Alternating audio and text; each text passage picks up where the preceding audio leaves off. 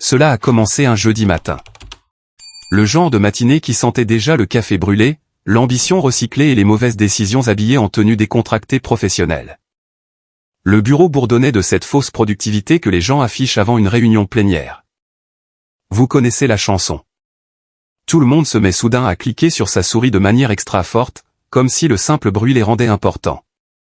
Quant à moi, j'étais dans mon box, fonctionnant avec 4 heures de sommeil et de la pure rancœur à la caféine. Ces 3 dernières semaines, j'avais nettoyé un désastre d'audit laissé par le consultant visionnaire préféré de l'entreprise, également connu sous le nom de l'ex-mari de ma femme, Adrien Foster. Oui, vous avez bien entendu.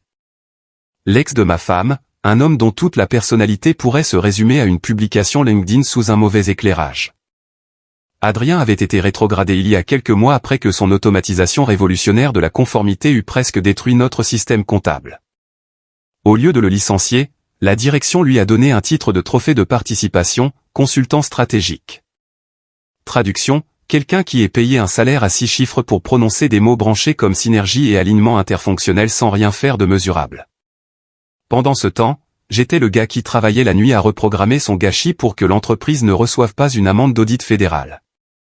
J'attendais au moins une discrète reconnaissance lors de la réunion plénière.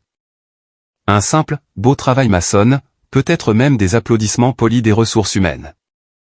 J'aurais dû m'en douter. La réunion a commencé comme tous les rituels de culte d'entreprise. Ma femme, Jenna, la directrice financière cheveux impeccables, ton managérial, sourire coûteux se tenait à l'avant de la pièce, son assistante planant à proximité, tenant une tablette comme s'il s'agissait de l'Arche d'Alliance. Derrière elle se tenait Adrien, affichant ce sourire suffisant de type qui vient de survivre à une énième rétrogradation, enveloppé dans un genre de parfum qui aurait pu servir de risque d'incendie. Elle s'est raclé la gorge. Bonjour à tous. La réunion plénière d'aujourd'hui sera courte. Je veux juste aborder la situation récente de l'audit. Je me suis adossé à ma chaise, sirotant mon café, attendant ma tape dans le dos. Au lieu de cela, elle a claqué un dossier sur la table de conférence si fort que la moitié des stagiaires ont sursauté. Avant d'aller plus loin, a-t-elle dit, me fixant comme si je venais d'insulter son chien, je dois clarifier une chose. Masson est retiré du projet d'audit jusqu'à ce qu'il présente des excuses publiques à Adrien. Le silence le plus complet s'est installé dans la pièce. On aurait pu entendre une agrafeuse tomber 3 boxes plus loin. Même la directrice des ressources humaines, Karen avec un K, a cligné des yeux si fort que ses extensions de cils ont failli s'envoler. Adrien a croisé les bras, faisant cette inclinaison de tête faussement humble que les gens adoptent lorsqu'ils sont secrètement ravis de faire partie du drame. Ce n'est pas personnel, a-t-il dit, faisant semblant d'être bienveillant. C'est juste pour maintenir l'harmonie de l'équipe. L'harmonie de l'équipe. Cela venait d'un gars qui avait un jour mal orthographié le mot « budget » dans une présentation au conseil d'administration et en avait rejeté la faute sur l'énergie des stagiaires. J'ai posé ma tasse de café et je les ai fixés tous les deux. Pas de colère, pas de choc, juste ce regard calme et neutre qui dit « Oh, tu crois que c'est toi qui commandes maintenant ?» Mignon. Tout le monde s'attendait à ce que j'explose, que je discute, que je me défende, que je crie au ridicule. Au lieu de cela, j'ai souri. D'accord. Juste un mot. Net, propre, poli. L'équivalent verbal de dégoupiller une grenade et de s'en aller. Jenna a cligné des yeux. Pardon, a-t-elle dit. D'accord, ai-je répété, aussi calme qu'une musique de méditation. Puis je me suis adossé, j'ai croisé les bras et j'ai regardé autour de la pièce comme si nous étions en train de voter pour savoir si la nana avait sa place sur une pizza. Elle s'attendait à une scène. Tout le bureau s'y attendait, les gens préparaient déjà leur stock mental de pop-corn. Mais au lieu de cela, je leur ai offert du silence, le genre de silence qui met mal à l'aise parce qu'on ne sait pas ce qui va suivre. La DRH a toussé nerveusement. Quelqu'un au fond a chuchoté, est-ce qu'il vient de dire d'accord ? Adrien a bougé sur son siège, visiblement déstabilisé par le fait que je ne faisais pas la crise de nerfs qu'ils voulaient tous voir. Vous voyez, j'avais appris une chose sur la vie en entreprise il y a bien longtemps, la colère bruyante vous fait étiqueter comme non professionnel. La conformité silencieuse, en revanche, c'est ainsi que l'on commence les guerres. Jenna a rassemblé ses notes, visiblement irritée que son petit jeu de pouvoir dramatique n'ait pas atteint les notes émotionnelles qu'elle avait répétées devant le miroir de sa salle de bain ce matin-là. Très bien, a-t-elle dit brusquement. La séance est levée. Les gens se sont dispersés plus vite que des stagiaires fuyant des heures supplémentaires non payées. Adrien est resté en arrière, faisant semblant de l'aider à ramasser ses papiers, mais essayant surtout d'avoir l'air important. J'ai pris ma tasse de café, je me suis levé et je lui ai adressé ce demi-sourire que je réserve aux personnes qui pensent avoir gagné. Félicitations pour la promotion, ai-je dit d'un ton doux comme du beurre. J'espère que tu apprécies la vue depuis le purgatoire des cadres moyens. Il a ricané maladroitement. Tu sais, Mason, tu dois vraiment apprendre à travailler avec les gens. C'est cette attitude qui t'empêche d'accéder à de vrais rôles de leader. C'est vrai? Ai-je dit, faisant semblant d'y réfléchir, parce que le leadership consiste à laisser l'ex de ta femme gérer tes projets sans qu'il ait les compétences de base sur Excel. Son sourire a fléchi pendant une demi-seconde avant qu'il ne se reprenne. C'est juste les affaires, vieux. Bien sûr, ai-je dit en hochant la tête comme si je le croyais. Juste les affaires. Mais intérieurement, j'avais déjà 3 coups d'avance. Parce que voilà le secret, quand quelqu'un essaie de vous humilier publiquement, le véritable coup de maître n'est pas de riposter. C'est de le laisser croire qu'il a réussi. Laissez-les danser sur votre ego pendant que vous retirez discrètement le sol sous leurs pieds. Je suis sorti de cette réunion avec ma dignité intacte, ma réputation légèrement écorchée, et un nouveau plan se dessinant plus vite que mon café ne pouvait refroidir. De retour à mon bureau, les gens évitaient mon regard comme si j'étais contagieux. La DRH jetait des coups d'œil depuis son bureau, probablement en train de rédiger un email avec « incident » en objet. L'un des stagiaires, Jack, a articulé en silence « Est-ce que ça va ?» de derrière son écran. J'ai souri et lui ai répondu en articulant « Jamais mieux ». J'ai passé le reste de la matinée écarté du projet, ce qui signifiait simplement que j'avais du temps pour nettoyer quelques fichiers personnels, faire quelques sauvegardes chiffrées et revérifier certains contrats que je n'avais pas relus depuis le changement d'image de marque de l'entreprise. Chaque clic était thérapeutique. Chaque fichier que je sauvegardais était un petit acte de défi silencieux. Vers le déjeuner, Jenna m'a envoyé un SMS. Jenna, nous en parlerons plus tard. Moi, très bien. Amen Adrien. Il a l'air de diriger les choses maintenant. Pas de réponse. Vers 15 heures, Adrien m'a envoyé un message Slack, pensant probablement me tendre une branche d'olivier. Adrien, sans rancune, d'accord? Restons professionnels. Moi, bien sûr. Je détesterais te voir redevenir émotif au travail. Il n'a pas répondu non plus. Quand je suis rentré chez moi ce soir-là, Jenna m'attendait dans la cuisine, un verre de vin à la main, agissant comme si de rien n'était. Journée difficile, a-t-elle demandé, faisant tourner son chardonnay comme si elle auditionnait pour une émission de télé-réalité sur la finance. Pas vraiment, ai-je dit en desserrant ma cravate. J'ai juste un peu de temps libre. Elle a ri nerveusement. Tu n'es pas vraiment en colère, si? Tu as embarrassé Adrien pendant la réunion. Tu l'as pratiquement traité d'incompétent. Parce qu'il est incompétent, ai-je dit. Tu le sais mieux que quiconque. Tu as divorcé de lui. Sa mâchoire s'est contractée. Ce n'est pas la question, Mason. Il essaie de reconstruire sa carrière. Tu n'es pas obligé de lui rendre la tâche plus difficile. J'ai souri. Ce n'est pas moi qui l'ai fait. C'est toi. Elle a soupiré et a détourné le regard.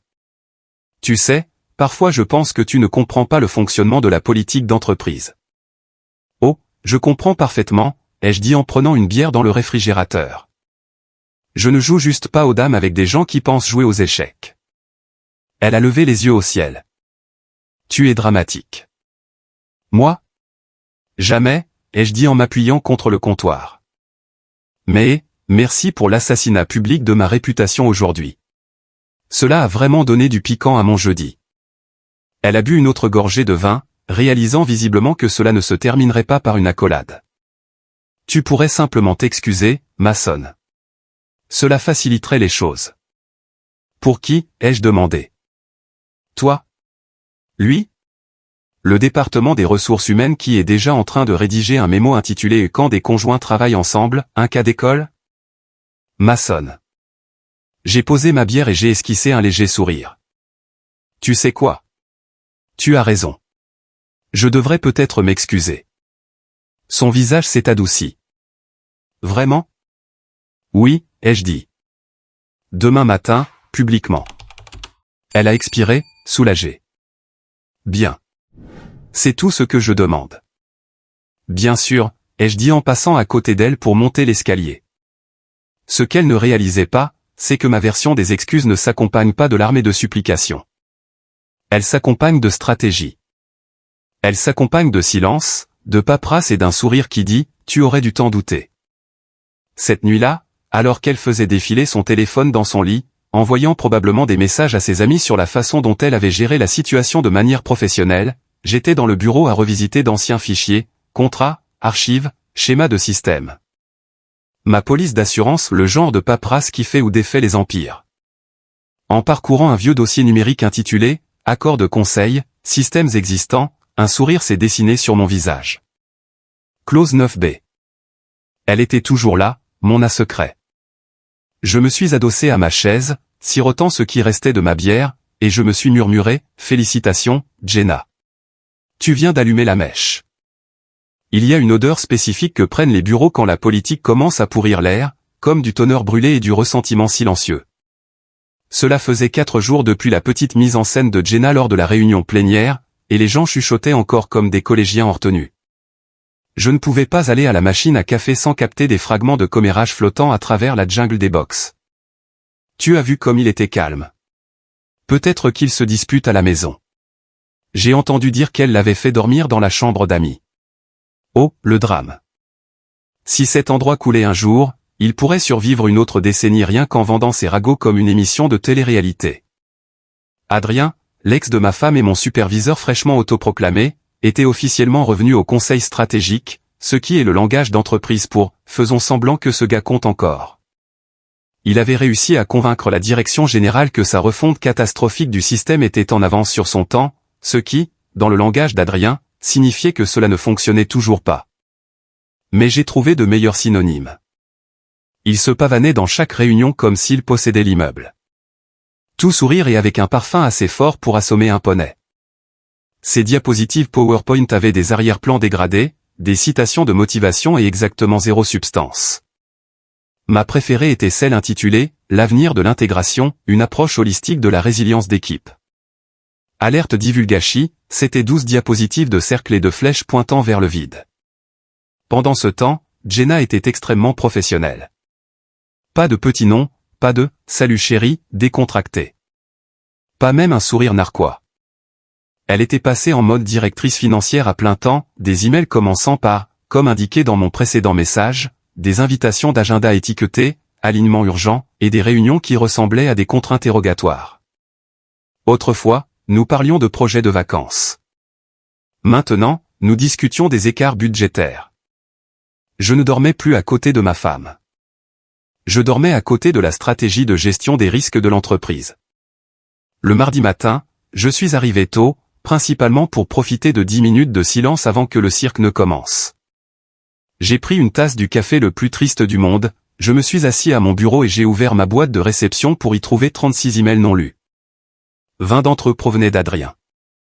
Des objets comme « réalignement du flux de travail d'audit »,« suivi du suivi »,« faire le point sur le point d'hier ». Je jure que cet homme pourrait écrire un roman sur rien et mettre la moitié de l'entreprise en copie. J'en ai ouvert un et j'ai failli rire aux éclats. Salut Mason, je reviens vers toi concernant notre collaboration en cours. J'ai remarqué que tes paramètres de signalement des risques ne correspondent pas à notre nouvelle philosophie opérationnelle. Recalibrons notre synergie pour aller de l'avant. Philosophie opérationnelle. L'homme parlait de code informatique en utilisant des mots plus adaptés à une retraite de yoga. J'ai répondu « Salut Adrien, merci d'avoir signalé cela. Je vais m'assurer que mes paramètres s'alignent sur ton parcours spirituel en évolution. » Puis j'ai cliqué sur envoyer et j'ai bu une longue golée de café bien méritée. À 9h30, la première réunion de la journée a commencé. Jenna l'avait appelée une « synchronisation de transparence interdépartementale profonde », ce qui, si vous parlez le langage d'entreprise, se traduit par une séance de thérapie de groupe obligatoire. Tout le département de la conformité s'est entassé dans la salle de conférence B, où le thermostat était bloqué en permanence entre le sauna et les engelures. Adrien se tenait en bout de table comme un conférencier motivateur qui aurait perdu son public il y a des années. « Bonjour l'équipe », a-t-il lancé en frappant dans ses mains. Avant de plonger dans le vif du sujet, je tiens à saluer les grands progrès que nous avons réalisés pour briser les silos départementaux. Traduction, il voulait s'attribuer le mérite de quelque chose qu'il n'avait pas fait. Jenna était assise à côté de lui, sa tablette à la main, faisant semblant de prendre des notes, mais gardant surtout les yeux fixés sur moi comme si elle étudiait une expérience scientifique particulièrement récalcitrante. Adrien est passé à sa première diapositive, une photo libre de droit de personne se tapant dans la main. Parlons de l'alignement émotionnel et de la conformité, a-t-il dit. J'ai failli m'étouffer avec mon café. Alignement émotionnel. Il a souri comme un homme qui aurait lu la moitié d'un livre de développement personnel et aurait décidé qu'il était Gandhi. Oui, nous sommes tous des êtres humains avant d'être des employés. Si nous pouvons nous connecter émotionnellement, nous pouvons instaurer la confiance, et la confiance mène à de meilleurs audits, n'est-ce pas? Absolument, ai-je dit en me penchant en avant. Parce que rien ne symbolise mieux la confiance qu'une réunion surprise avec les RH. Quelques personnes ont ricané. Adrien a ignoré la remarque. Et pour le démontrer, Jenna et moi allons mener un exercice rapide. Si vous n'avez jamais vu votre femme et son ex diriger un exercice de consolidation d'équipe en entreprise, félicitations, vous avez probablement fait de meilleurs choix de vie que moi. Faisons quelque chose d'amusant, a dit Adrien, souriant comme un homme à deux doigts de se prendre un coup de poing. Mettez-vous en binôme avec un collègue et partagez une insécurité professionnelle et une force personnelle. Il m'a regardé droit dans les yeux. Mason, pourquoi ne commencerais-tu pas avec moi? Évidemment. Évidemment qu'il voulait cela. J'ai souri. Bien sûr, chef. Nous nous sommes fait face de part et d'autre de la table comme des duellistes. La pièce était plongée dans un silence de mort, à l'exception du bourdonnement des plafonniers. Mon insécurité professionnelle, ai-je dit, c'est que je m'inquiète parfois de travailler sous une direction qui ne comprend pas les cadres de conformité de base. Quelques personnes ont toussé pour masquer leur rire. Jenna s'est pincé l'arête du nez. Adrien, s'efforçant visiblement de rester zen, a forcé un sourire. D'accord. Et ta force personnelle? Je me suis adossé. La patience. Cela a provoqué un véritable rire au fond de la salle. Le sourire d'Adrien s'est fissuré pendant une demi-seconde avant qu'il ne le replaque sur son visage. Bonne réponse, a-t-il dit à travers ses dents serrées. Mon insécurité professionnelle est que je peux être trop visionnaire, et ma force personnelle est l'intelligence émotionnelle. J'ai hoché la tête d'un air sérieux. Intéressant. J'aurais plutôt opté pour la résilience créative et la mémoire sélective, mais soit. Jenna est enfin intervenue. Le reste de la réunion a rapidement dégénéré. Adrien a tenté de présenter son nouveau cadre de collaboration d'audit, qui n'était que mon ancien système renommé sous de nouvelles couleurs et doté de fonctionnalités moins performantes. Chaque fois qu'il trébuchait sur une explication, Jenna intervenait pour lisser les angles, comme si elle protégeait un stagiaire fragile plutôt que son ex-mari. Je n'ai pas dit un mot. Je n'en avais pas besoin. Mon silence faisait tout le travail. À la fin de la réunion, les gens se sont dispersés comme des pigeons après un feu d'artifice. Adrien est resté en arrière, faisant semblant de ranger ses affaires lentement. Jenna s'est attardée aussi, attendant de toute évidence la discussion d'après-réunion. Mason, a fini par dire Adrien. Tu as été un peu dur là-dedans. Nous essayons de favoriser la positivité.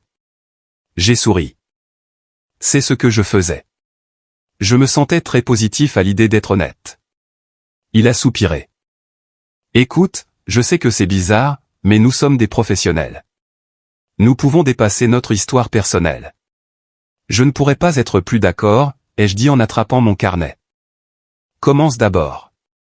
Jenna a expiré bruyamment. Vous vous comportez tous les deux comme des enfants. J'ai levé un sourcil. Tu m'as fait faire un rapport à ton ex, Jenna. Je vis déjà dans un cas d'école pour les RH. Elle a ouvert la bouche, puis l'a refermée. Essaie juste d'être civilisé. Je le suis toujours, ai-je dit en me dirigeant vers la porte. De retour à mon bureau, j'ai trouvé un autre email qui m'attendait. Pas de Jenna, ma femme, mais de J.L. Thompson, directrice financière. Mason, merci de vous assurer que toute votre documentation actuelle s'aligne sur les révisions de conseil d'Adrien d'ici vendredi. Nous examinerons les métriques d'adaptabilité de l'équipe la semaine prochaine. Les métriques d'adaptabilité de l'équipe. C'est le code de la directrice financière pour « Je teste ta soumission à travers de la paperasse passive-agressive ». J'ai répondu « Compris », en mettant les RH en copie pour information. C'est incroyable de voir à quel point une copie au RH peut changer le ton de quelqu'un. Les 2 jours suivants ont été un cirque absurde de faux sourires et de professionnalisme surcompensé. Adrien a commencé à passer à mon bureau sans y être invité, utilisant des expressions comme « synchronisation rapide » et « culture de collaboration ». Il s'appuyait contre la cloison de mon box comme s'il était dans une sitcom, sirotant sa tasse d'entreprise sur laquelle étaient imprimés les mots « L'innovation commence avec vous ». « Salut, mec », disait-il. Je voulais juste vérifier si nous sommes alignés. « Oh, nous sommes alignés », répondais-je. Tu es face au nord. Je suis face à la sortie. Le jeudi après-midi, j'en avais assez de faire semblant. Lors d'une session de revue, il a fièrement présenté un nouveau modèle de code qui était littéralement mon design d'il y a 6 mois, copié-collé et renommé Fosterflow 2.0. Et quel culot! Tout le monde a hoché la tête poliment, faisant semblant de ne rien remarquer. J'ai regardé en silence, les bras croisés, en sirotant mon café. Lorsqu'il a terminé son discours, il m'a regardé d'un air expectatif. « Alors, Mason, des remarques ?» J'ai souri. « Oui, je pense que le plagiat est la forme la plus sincère de flatterie. La pièce s'est tue. » Jenna m'a lancé un regard noir. Le sourire d'Adrien s'est contracté. « Tu es drôle », a-t-il dit, la voix serrée. « Merci. C'est un mécanisme de défense, ai-je répondu.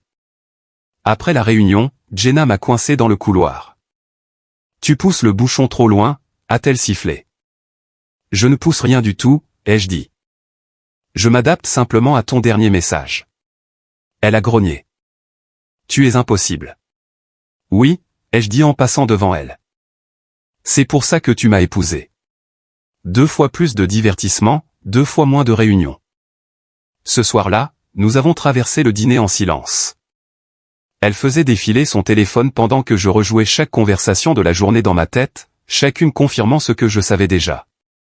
Ce n'était plus seulement de la politique de bureau. C'était une guerre froide conjugale déguisée en alignement trimestriel. Quand elle a enfin levé les yeux, elle a dit « Adrien pense que tu le sapes. » J'ai presque ri. Je n'ai pas besoin de le saper, Jenna. Il s'en charge très bien tout seul. Elle a secoué la tête. Tu ne peux pas continuer comme ça. Tu me fais passer pour une mauvaise gestionnaire. Ma chérie, ai-je dit en repoussant mon assiette. Tu t'es fait passer pour une mauvaise gestionnaire à la seconde où tu as demandé à ton mari de s'excuser auprès de son remplaçant. Elle n'a pas répondu. Elle s'est contentée de se lever et de monter à l'étage, laissant son verre de vin à moitié vide. J'ai débarrassé la table tranquillement, je me suis versé un autre verre et j'ai regardé par la fenêtre la silhouette sombre de la ville. Mon reflet dans la vitre avait l'air fatigué, certes, mais amusé. Parce que même si le bureau sombrait dans le chaos, je ne paniquais pas. Vous voyez, la beauté de la guerre en entreprise, c'est que tout le monde se prend pour le héros jusqu'à ce que la paperasse dise le contraire. Et moi, je n'avais pas encore fini. Le vendredi matin a commencé comme tout autre exercice d'auto-illusion d'entreprise, du café tiède, un calendrier rempli de réunions qui auraient pu être des emails, et une boîte de réception hurlant pour attirer l'attention comme un bambin avec un iPad. Je m'étais à peine assis que l'invitation Zoom à l'échelle de l'entreprise est apparue sur mon écran. Réunion plénière obligatoire animée par la directrice financière Jenna Thompson. L'objet sentait déjà le drame. Obligatoire, animé par ma femme, à 9h un vendredi. Ce n'était pas une mise à jour. C'était une exécution publique avec un meilleur éclairage. J'ai envoyé un SMS à mon collègue Ryan du service informatique. Moi, elle le fait, hein. Ryan, oui. Les RH ont apporté des beignets. C'est à ça qu'on sait que c'est grave. J'ai soupiré, fermé le tableur sur lequel je faisais semblant de travailler et j'ai rejoint l'appel. 200 petits visages sont apparus, disposés en mosaïque sur mon écran comme un alignement d'otages numériques. Certains avaient leur caméra coupée, d'autres faisaient semblant de taper, et quelques-uns affichaient cette expression vitreuse de gens mentalement connectés sur LinkedIn. Jenna est apparue dans l'encadré central, parfaitement cadrée, les cheveux impeccables, ce calme de directrice financière plaqué comme un coup de communication. « Bonjour à tous », a-t-elle dit chaleureusement, la voix assez douce pour étaler du beurre sur du pain. Je vous remercie de nous rejoindre avec un préavis aussi court. Oh, c'est parti. Le visage d'Adrien flottait à côté du sien, rayonnant comme un stagiaire fier qui venait de découvrir le bouton de partage d'écran. Il portait un blazer bleu marine qui hurlait « J'ai répété ce discours devant le miroir ». Jenna a continué « Comme vous le savez tous, nous avons travaillé à rétablir une culture de collaboration après les récentes tensions. » Les tensions?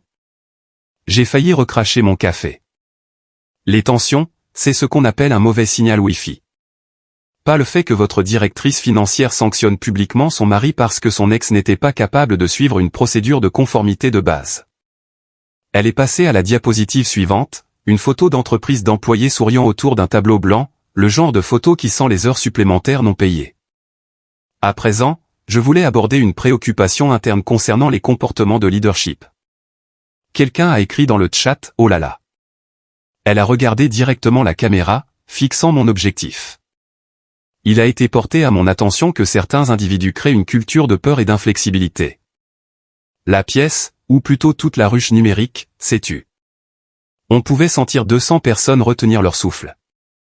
Bien que l'excellence technique soit importante, a-t-elle poursuivi, l'harmonie d'équipe est tout aussi vitale. Quand les retours d'expérience deviennent de la confrontation et que la collaboration se transforme en contrôle, nous sommes tous perdants. J'ai bu une autre gorgée de café lentement. Traduction classique de jargon d'entreprise, nous ne sommes pas fâchés que tu aies réparé le système. Nous sommes fâchés que tu nous aies fait passer pour des idiots. Puis est venu le coup de grâce. Avec effet immédiat, a-t-elle déclaré, Mason sera retiré de la supervision de tous les audits de conformité en cours jusqu'à nouvel ordre. Mon Slack a explosé instantanément. Les messages privés affluaient. Mec, qu'est-ce que tu as fait? Ça va? Il te faut un avocat. Adrien, toujours opportuniste, s'est penché en avant avec ce sourire condescendant qu'il avait dû répéter lors de ses audiences de divorce. Pour clarifier, a-t-il ajouté, ce n'est pas une mesure punitive. Il s'agit de promouvoir un environnement de travail sûr et créatif. Sûr et créatif. Oui, parce que rien ne respire plus la créativité que de virer le gars qui a évité une amende fédérale à votre entreprise. Mon écran s'est illuminé de visages faisant semblant de compatir tout en se délectant secrètement du drame. La DRH clignait des yeux si fort que j'ai cru que sa webcam avait figé. Même la petite fenêtre du PDG a clignoté, hésitant probablement entre intervenir ou aller chercher du popcorn. Jenna a joint ses mains, attendant ma réaction. Le moment était lourd, gênant, presque cinématographique. Elle s'attendait à ce que je discute, que je réactive mon micro, que je me défende, que je rende les choses compliquées. C'est ce que tout le monde voulait. Les étincelles, le scandale, l'effondrement émotionnel. Au lieu de cela, j'ai esquissé un léger sourire. Puis j'ai réactivé mon micro. D'accord. Un seul mot, calme, poli et mortel. 200 visages se sont figés. Le sourire d'Adrien a vacillé comme une pile usée.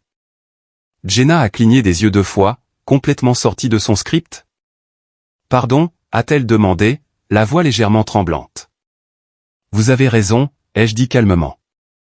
La culture est importante. Veuillez poursuivre. Puis, sans un mot de plus, j'ai cliqué sur « Quitter la réunion ». Boum. Parti.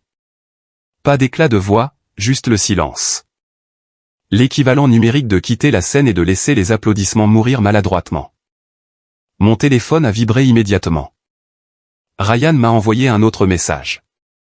Ryan, mec, tu viens de casser Internet.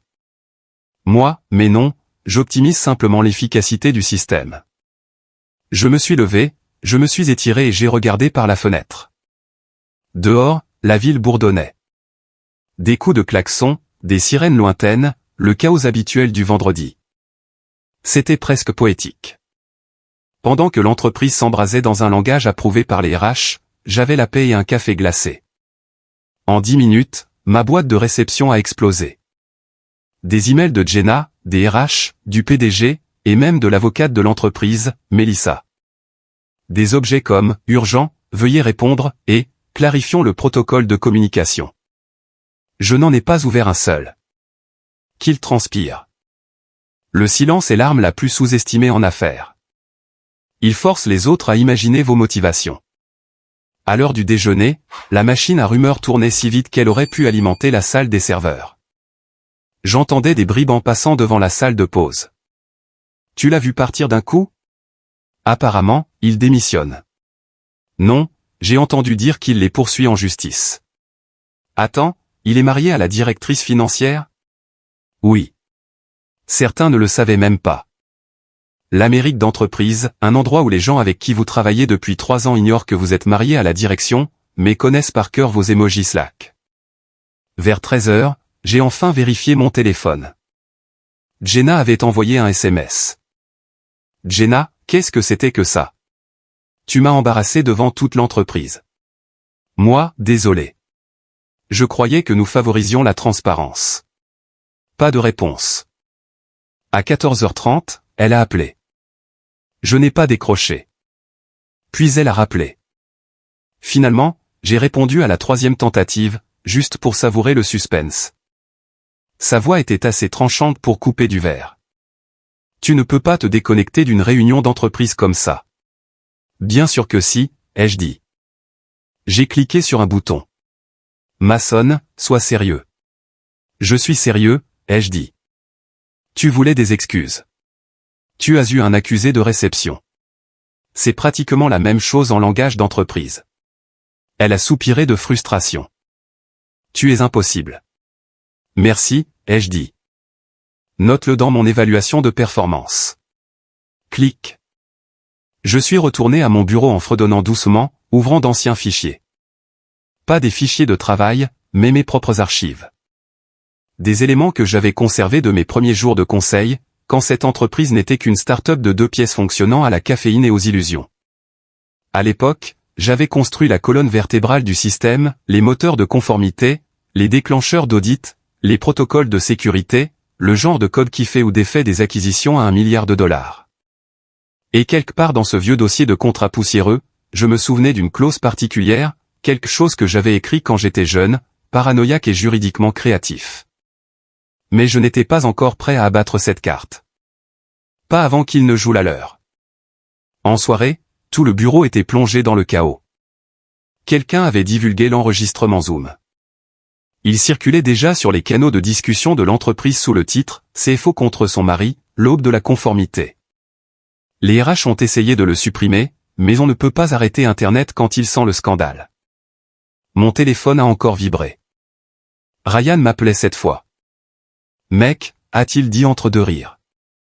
Tu es devenu viral en interne. Ils font des mèmes. Il y en a un avec ta tête sur Thanos qui dit d'accord. Précis, ai-je dit. Parfaitement équilibré. Il a ricané. Tu es fou. Peut-être, mais je suis aussi au chômage pour le week-end, mon pote. Il a baissé d'un ton. Tu es sûr de vouloir provoquer l'ours? Jenna est furieuse.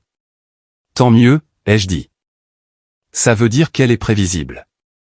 Après avoir raccroché, j'ai préparé le dîner. Un steak, saignant, parce que je méritais quelque chose de satisfaisant.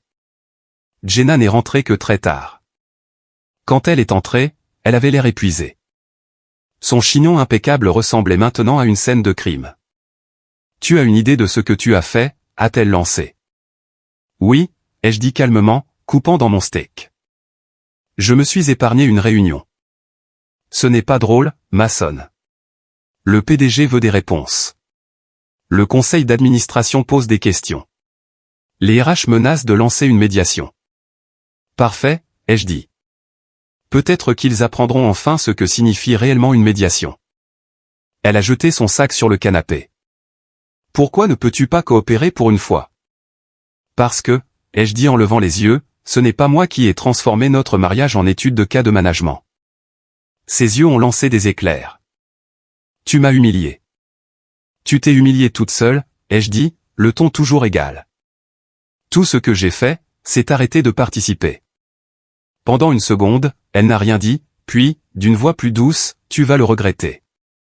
Peut-être, ai-je dit en finissant ma bouchée. Mais pas ce soir. Elle a monté les escaliers en tempêtant sans un mot de plus. J'ai attendu d'entendre la porte de la chambre claquer avant de sortir à nouveau mon ordinateur portable. Si la matinée avait été celle de l'humiliation, la nuit apportait la clarté. Je n'étais pas seulement en colère. J'étais réveillé. J'avais joué selon les règles de l'entreprise pendant trop longtemps. Poli, déférent, logique. Mais le jeu était truqué. Les gens comme Adrien échouaient vers le haut tandis que les gens comme moi nettoyaient le gâchis en silence dans l'ombre. C'était fini.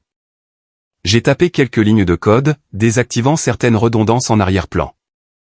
Rien de destructeur, juste des modifications délicates. Le genre de changement que personne ne remarque jusqu'à ce qu'il compte. Puis j'ai tout sauvegardé sur un disque chiffré intitulé « DRK-Bacor ». Une petite plaisanterie interne. En refermant l'ordinateur, je me suis senti plus léger, en paix. Laissez-les penser qu'ils ont gagné. Laissez-les imprimer des mémos et chuchoter sur la gestion des dégâts. Lundi arriverait bien assez tôt, et avec lui les conséquences, car dans le monde des affaires, le silence n'est pas une faiblesse. C'est le bruit d'un plan qui prend forme. Et moi, j'avais fini de parler. Vous est-il déjà arrivé de vous réveiller un matin en réalisant que la tempête que vous avez déclenchée est en tendance sur Slack? C'était mon cas ce lundi-là. J'ai ouvert mon ordinateur portable, et avant même que l'écran de connexion ne clignote, mon téléphone a vibré sans s'arrêter. Email, messages, notifications. L'entreprise ne s'était pas simplement effondrée. Elle s'était transformée en un véritable opéra de bureau. Les RH ont envoyé un rappel sur le professionnalisme. Le PDG a envoyé un email sur l'importance de chaque voix, qui ressemblait étrangement à du contrôle des dégâts. Même Adrien, l'ex-mari devenu consultant puis pan en blazer, m'avait envoyé un petit mot de « sans rancune », accompagné d'un emoji de poignée de main parce que rien ne symbolise mieux la maturité qu'un clipart passif-agressif. Mais je n'étais pas en colère. Au nous, j'étais calme. Dangereusement calme, car ce genre de chaos signifiait une chose, il venait de poser le pied exactement là où je le voulais. Il y a 19 ans, à l'époque où cette entreprise s'appelait Delta Financial Tech et fonctionnait dans un bureau d'occasion au-dessus d'un salon de manucure, j'étais l'un des concepteurs d'origine. Juste moi, quelques développeurs et un tableau blanc qui sentait le regret. Nous avions construit les systèmes d'audit à partir de zéro, ligne par douloureuse ligne de code, maintenus ensemble par de la caféine et de la paranoïa. Et parce que je ne faisais confiance à personne et encore moins aux fondateurs qui pensaient qu'une relecture juridique consistait à demander l'avis de leur cousin qui avait regardé la série Suits, j'avais glissé quelques clauses protectrices dans mon contrat de conseil. Rien de dramatique, juste une assurance, le genre de choses sur laquelle les gens passent rapidement parce qu'ils supposent que le geek qui l'écrit est inoffensif. La clause 9b. C'était mon arme secrète. Enfouie dans 4 pages de jargon juridique ennuyeux. Elle stipulait, en cas de résiliation sans motif, tous les systèmes dérivés restent la propriété du consultant. Traduction, s'ils essayaient un jour de m'écarter injustement, je possédais les fondations technologiques de l'entreprise. Chaque script, chaque outil de conformité, chaque modèle de données, à moi. Ils pouvaient me licencier, bien sûr, mais ils ne pouvaient pas utiliser le système que j'avais construit sans le payer. Je l'avais écrit à une époque où l'entreprise n'avait pas de département juridique et où personne ne lisait au-delà de la page 2. 18 ans plus tard, c'était l'équivalent numérique d'un pistolet chargé prenant la poussière à la cave. Et après la petite humiliation publique de vendredi, j'ai pensé qu'il était temps de commencer à polir le canon. Je me suis connecté à mes anciennes archives, chiffrées bien sûr, et elle était là. Mon contrat d'origine, horodaté, signé numériquement et notarié. J'avais même le fil de mai d'origine où le fondateur l'avait approuvé d'un simple emoji de pouce levé. Une énergie typique de start-up. Je n'ai pas pu m'empêcher de sourire. La beauté d'une longue carrière dans la technologie est que les gens oublient que vous étiez là avant le changement de marque, avant les fusions, avant le logo brillant. Ils oublient que vous avez construit le moteur pendant qu'ils apprenaient encore à attacher leur ceinture. Ainsi, pendant que Jenna était à l'étage dans notre bureau à domicile, probablement en train d'appeler Adrien sur FaceTime pour parler de « messages stratégiques », j'étais dans le salon, ordinateur ouvert, en train de ressusciter un fantôme. J'ai passé des heures à croiser les versions de code, les journaux système et les pistes de propriété IP. Chaque frappe était une thérapie. Chaque horodatage était une revanche. Ma liste de lecture, des rythmes Lofi pour une vengeance légale. À 13 heures, j'avais un dossier complet montrant que 90% de l'infrastructure de conformité actuelle, oui, celle-là même dont Adrien se vantait d'avoir réimaginé la conception et découlait de mon framework d'origine. Mon nom figurait discrètement dans les métadonnées de chaque fichier central, comme une signature numérique qui ne dort jamais. Cela signifiait que la clause 9b n'était pas un coup de bluff. Elle était en béton armé. Vers 14 heures, Jenna a crié depuis l'étage, « Mason, tu peux rejoindre un appel rapide ? Le PDG veut discuter de l'incident de vendredi. » Ah, l'incident. L'euphémisme de l'entreprise pour désigner la catastrophe ferroviaire qu'ils ont provoquée mais qu'ils veulent que vous répariez poliment. J'ai rejoint l'appel Zoom. À l'écran se trouvait Jenna, le PDG, le mannequin sans émotion préféré des RH, et Adrien, souriant comme s'il venait d'être élu délégué de classe. « Bonjour, Mason », a commencé le PDG. Nous voulions clarifier les choses après la situation regrettable de vendredi. J'ai hoché la tête. Bien sûr, clarifions-les. Mason, a dit Jenna d'un ton professionnel très affirmé. L'entreprise estime que votre réaction a été disproportionnée. J'ai levé un sourcil. Par rapport au fait d'être réprimandé publiquement pour avoir fait mon travail correctement. Adrien est intervenu, affichant ce sourire condescendant. Et mec, on ne te blâme pas. C'est juste une question de ton. Tu aurais pu gérer cela avec un peu plus d'empathie. De l'empathie, ai-je répété. Pour le gars qui a failli faire planter notre système d'audit ? Il a ri maladroitement. Nous apprenons tous. Je me suis penché en avant. C'est vrai. Par exemple, j'apprends combien de patience j'ai face à l'hypocrisie de l'entreprise. Le PDG s'est raclé la gorge. Mason, restons constructifs. Nous aimerions aller de l'avant, mais nous avons besoin de votre coopération pour assurer une transition en douceur. Une transition, ai-je demandé. Vers quoi ? Vers une nouvelle direction du côté de la conformité, a dit Jenna avec précaution. La voilà, la rupture douce à la mode de l'entreprise, ce n'est pas toi, c'est notre organisation. J'ai souri lentement. Donc, si je comprends bien, vous me retirez de la supervision sur la base d'une accusation publique sans motif documenté. Le PDG a hésité. N'utilisons pas de mots comme retrait. Voyez cela comme une réaffectation. Je me suis adossé. Compris. Donc, une résiliation sans motif. Jenna a froncé les sourcils. Personne n'a parlé de résiliation. C'est exact, ai-je dit, gardant un ton léger. Je confirme simplement pour mes notes. Ils ont échangé des regards. La DRH a griffonné quelque chose dans son carnet. Adrien a bu une golée d'eau, essayant probablement de ne pas s'étouffer avec l'ironie. Autre chose, ai-je demandé. Le PDG a forcé un sourire. Les RH assureront le suivi avec les documents nécessaires. Parfait, ai-je dit. Je vous en prie. Et sur ce, j'ai mis fin à l'appel avant qu'il ne puisse ajouter un mot. Dès que j'ai fermé mon ordinateur portable, j'ai expiré. Calme, mesuré, triomphant. Il pensait m'avoir mis sur la touche. Il n'avait aucune idée qu'il venait d'activer la clause 9b. Ce soir-là, Jenna a fait comme si tout allait bien. Elle s'est versé un verre de vin et a parlé des appels d'investisseurs, des réservations de dîner, des mises à jour trimestrielles. J'ai hoché la tête, souri, joué le jeu. Chaque mariage a son rythme. Le nôtre alternait simplement entre la romance et les échecs juridiques. Après qu'elle est montée, je suis resté éveillé tard à examiner les journaux d'accès au système. Et là, le signe révélateur de l'arrogance, Adrien avait renommé l'un de mes frameworks sous son propre compte de consultant. Audit Core 9 était devenu Fosterflow 2.0. Mignon. J'ai ouvert le portail du serveur, fait défiler l'écran et souri en voyant les petits caractères, module propriétaire sous licence de Mason Drake Consulting LLC. L'homme venait de voler quelque chose qui m'appartenait légalement et l'utilisait dans un environnement d'entreprise qui m'avait techniquement licencié sans motif. La poésie de la situation était presque magnifique.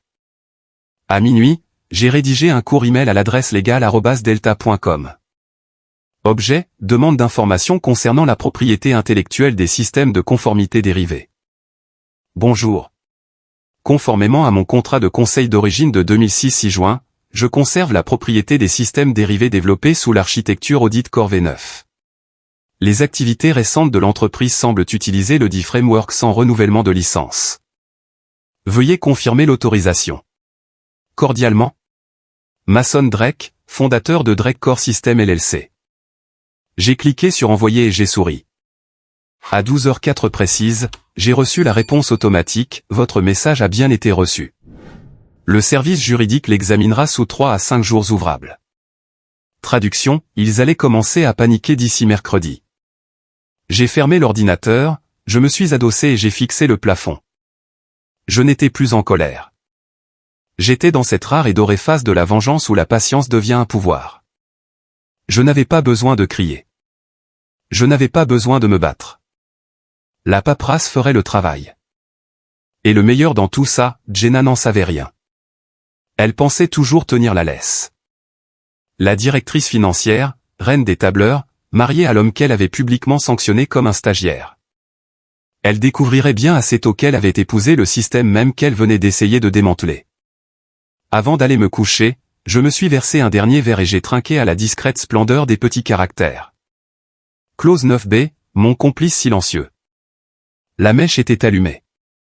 Ce qu'il y a avec les explosions d'entreprise, c'est que personne n'entend jamais le premier clic. C'est toujours silencieux. Trop silencieux.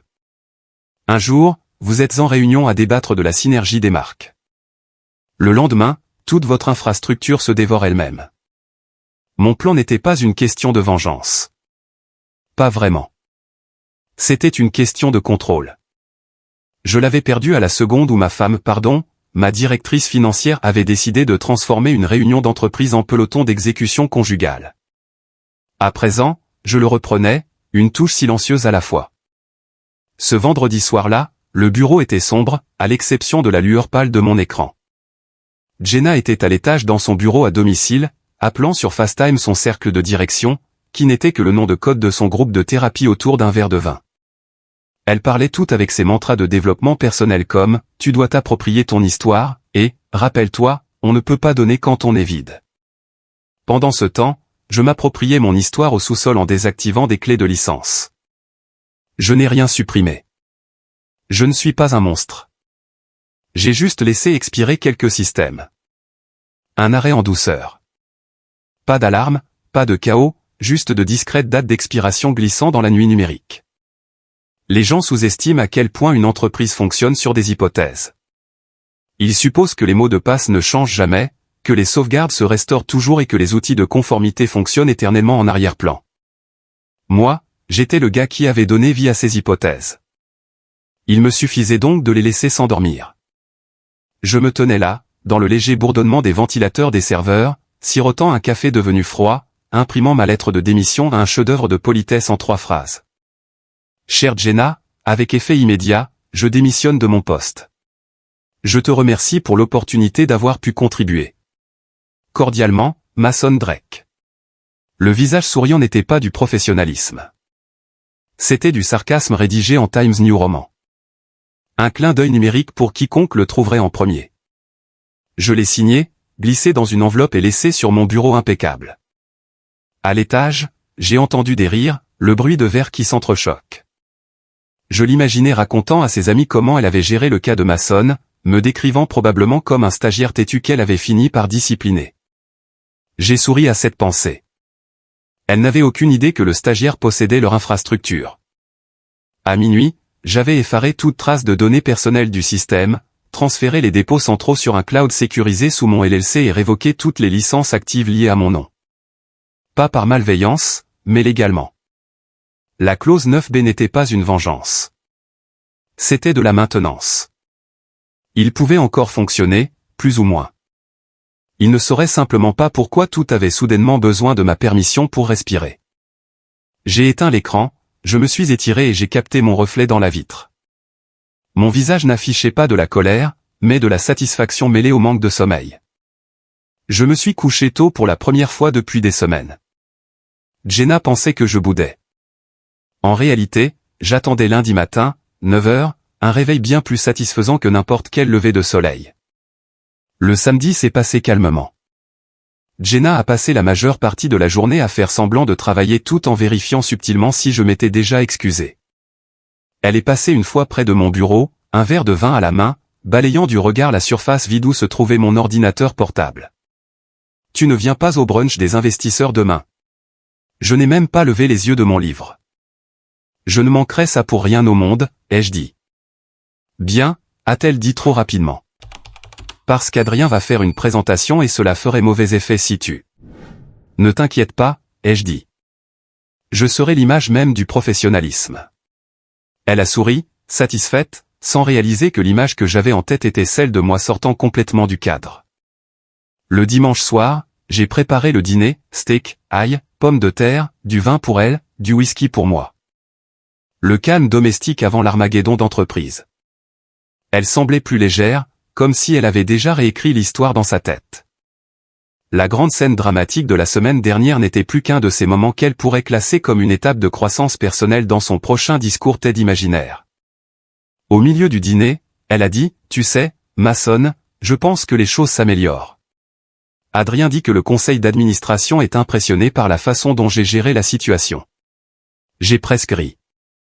Impressionné, ai-je dit en mâchant lentement. Oui, c'est un mot pour le dire. Elle a souri fièrement. Tu vois, tout s'arrange. Et hoché la tête. Ça finira par s'arranger. Elle est complètement passée à côté du ton de ma réponse. Cette nuit-là, pendant qu'elle regardait une émission de télé-réalité décérébrée sur Netflix à l'étage, j'ai fait un dernier ajustement. Un seul déclencheur différé dans la base de données des licences. Une expiration programmée qui désactiverait discrètement leur tableau de bord de conformité de haut niveau le lundi matin. Pas assez pour détruire quoi que ce soit, juste assez pour montrer clairement qui dirigeait vraiment la barque. Puis j'ai fermé l'ordinateur portable pour de bon. Le clic étouffé a résonné comme un point final. Lundi, 8h59. Le bureau bourdonnait d'une confiance artificielle. Jenna est entrée dans le bâtiment en portant ses talons de victoire préférés, le genre qui donnait l'impression qu'une petite armée approchait. Adrien la suivait, serrant contre lui une pile de documents imprimés qu'il n'avait visiblement fait que pour la forme. La réunion plénière était prévue à 9h pile. Je n'y étais pas. J'étais chez moi en jogging, un bol de céréales à la main, regardant la diffusion en direct de l'entreprise via un accès dérobé que j'avais construit des années auparavant pour des besoins de diagnostic. Jenna a ouvert la réunion avec un sourire radieux approuvé par les relations publiques. Bonjour l'équipe. Je sais que la semaine dernière a été difficile, mais je suis fier de dire que nous allons de l'avant plus fort que jamais. Quelqu'un hors caméra a éternué. Un présage, probablement. Adrien s'est avancé ensuite, cliquant sur sa petite télécommande comme s'il lançait le nouvel iPhone.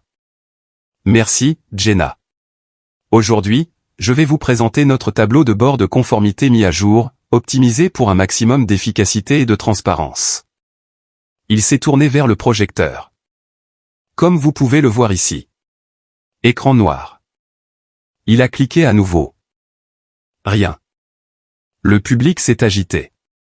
Jenna a froncé les sourcils. Adrien a ri nerveusement. Un problème technique, a-t-il dit. Est-ce que le service informatique peut vérifier, a lancé une voix paniquée au fond de la salle. Les écrans derrière lui ont vacillé comme des néons en fin de vie. Puis, un par un, les tableaux de bord ont disparu, remplacés par des messages d'erreur, licence invalide. Contactez l'administrateur. Le sourire d'Adrien s'est figé. Jenna est devenue blême. Le PDG s'est penché en avant, murmurant quelque chose hors micro. Adrien a bafouillé, c'est un problème temporaire, juste un hoquet du réseau. Il a essayé d'ouvrir le portail des investisseurs ensuite. Même message, accès révoqué. Contactez Drake Core System. Chez moi, je me suis versé un autre bol de céréales. La réunion a sombré dans le chaos. Les gens ont commencé à chuchoter. Les techniciens couraient partout pour redémarrer les machines. Le sang-froid de la directrice financière s'est fissuré comme de la mauvaise porcelaine. Adrien s'est embourbé dans des excuses, évoquant des interférences de logiciels obsolètes. Jenna a fini par craquer, tapant du poing sur le pupitre, appelez Mason tout de suite. Oh, ma chérie, tu l'as déjà fait. Tu ne savais simplement pas sur quelle ligne j'allais répondre. À 10h15, mon téléphone personnel a sonné. Son nom s'est affiché à l'écran. J'ai laissé passer sur messagerie. Quelques minutes plus tard, un SMS. Jenna, les systèmes sont en panne. Réponds s'il te plaît. Ce n'est pas drôle. Moi, drôle? Non. Éducatif? Absolument. 5 points de suspension sont apparus, puis ont disparu. Elle écrivait, effaçait, écrivait à nouveau. Je pouvais presque sentir la panique vibrer à travers les ondes. Un autre SMS est arrivé. Celui-ci venait d'Adrien. Adrien, et mec, on est un peu dans le pétrin. Tu peux te joindre à un appel rapide? Moi, désolé, je suis retiré du projet. C'était poétique. À midi, ma boîte de réception a explosé de mails de l'entreprise. Urgent, critique. Mason, nous avons besoin de votre expertise. Je n'ai répondu à aucun d'entre eux. Je n'étais pas mesquin. Je respectais simplement les limites, celles-là même qu'ils avaient si chaleureusement imposées. Vers 15 heures, j'ai fait une longue promenade dans le quartier. Le temps était parfait. Ciel bleu, brise légère. Le genre de journée qui fait réaliser que la paix ne consiste pas à pardonner, mais à prendre ses distances. Quand je suis rentré, j'ai préparé du café, je me suis installé sur la terrasse et j'ai regardé le chaos se propager via les fuites de Slack de l'entreprise, capture d'écran, messages paniqués, employés plaisantant sur le fait que les fantômes du service informatique nous hantent. À 17 heures, le ton de Jenna était passé de la colère au désespoir. Jenna, est-ce qu'on peut se parler en privé, s'il te plaît? Moi, bien sûr. Envoie une invitation d'agenda via ton système. Pas de réponse. Plus tard dans la nuit, elle est rentrée. Ce n'était plus la directrice financière confiante, juste une femme dont l'empire glissait entre ses doigts manucurés. Elle a jeté son sac près de la porte et m'a regardé comme si j'étais un incendie qu'elle ne savait pas comment éteindre. Mason, a-t-elle dit doucement. Qu'est-ce que tu as fait? J'ai posé mon café. J'ai démissionné. Tu as désactivé les systèmes. J'ai désactivé mes systèmes, ai-je corrigé. Grande différence. Tu ne peux pas simplement. La clause 9b. Je l'ai fait, ai-je dit, toujours aussi calme. Vérifie par toi-même. Elle a cligné des yeux. Quelle clause? Celle que tu n'as jamais lue. Son visage est devenu blanc, de la manière dont il le fait quand la réalité s'abat comme un piano en chute libre. Tu es en train de dire que tu possèdes les fondations? Tout à fait, ai-je terminé pour elle. Chaque moteur d'audit, chaque base de données de conformité, chaque module dérivé. J'ai construit le squelette, Jenna. Tu l'as juste habillée avec des costumes de marque. Elle s'est effondrée sur le canapé, silencieuse pour une fois. Je me suis levé, je me suis étiré et j'ai dit, ne t'inquiète pas. Je n'ai rien cassé. Je t'ai juste rappelé qu'il avait construit. Puis je suis passé devant elle pour me diriger vers la porte. Tu devrais probablement dire à Adrien d'arrêter de présenter des tableaux de bord qui n'existent pas. Elle a murmuré quelque chose que je n'ai pas saisi. Peut-être des excuses, peut-être de l'incrédulité. Quoi qu'il en soit, je ne me suis pas arrêté pour écouter. Dehors, l'air semblait frais et pur. La liberté sent toujours le café et la poussière de serveur. Je n'étais pas en colère. Je n'étais même pas arrogant, j'avais juste fini. Parce que parfois, la meilleure vengeance n'est pas un scandale ou un cri. C'est un panneau de sortie silencieux accompagné d'un visage souriant. Les lundis matins sont censés commencer par du mauvais café et de faux sourires, pas par des appels de panique du bureau de la directrice financière. Mais quand l'ex de votre femme dirige la baraque sur un système qui vous appartient légalement, l'univers a tendance à récompenser l'ironie. À 7h43 précise, mon téléphone a commencé à vibrer comme un nid de guêpe en colère. La ligne directe de l'entreprise, ma ligne personnelle, et même des messages LinkedIn. Chaque plateforme hurlant une version de « Au secours ». Je les ai toutes ignorées, laissant le chaos mariner. Rien ne fait plus transpirer un cadre que le silence. À 8 heures, je mangeais des céréales sur mon canapé, regardant la tempête se dérouler sur mon tableau de bord d'administration privée. Sans vouloir me vanter, c'était cinématographique. Des alertes d'erreurs clignotant comme des feux d'artifice, des clusters de bases de données à l'arrêt, des robots de conformité réclamant des identifiants manquants. Mon chef-d'œuvre de défaillance contrôlée. Le meilleur dans tout ça, tout était réversible. Je n'avais pas détruit une seule chose.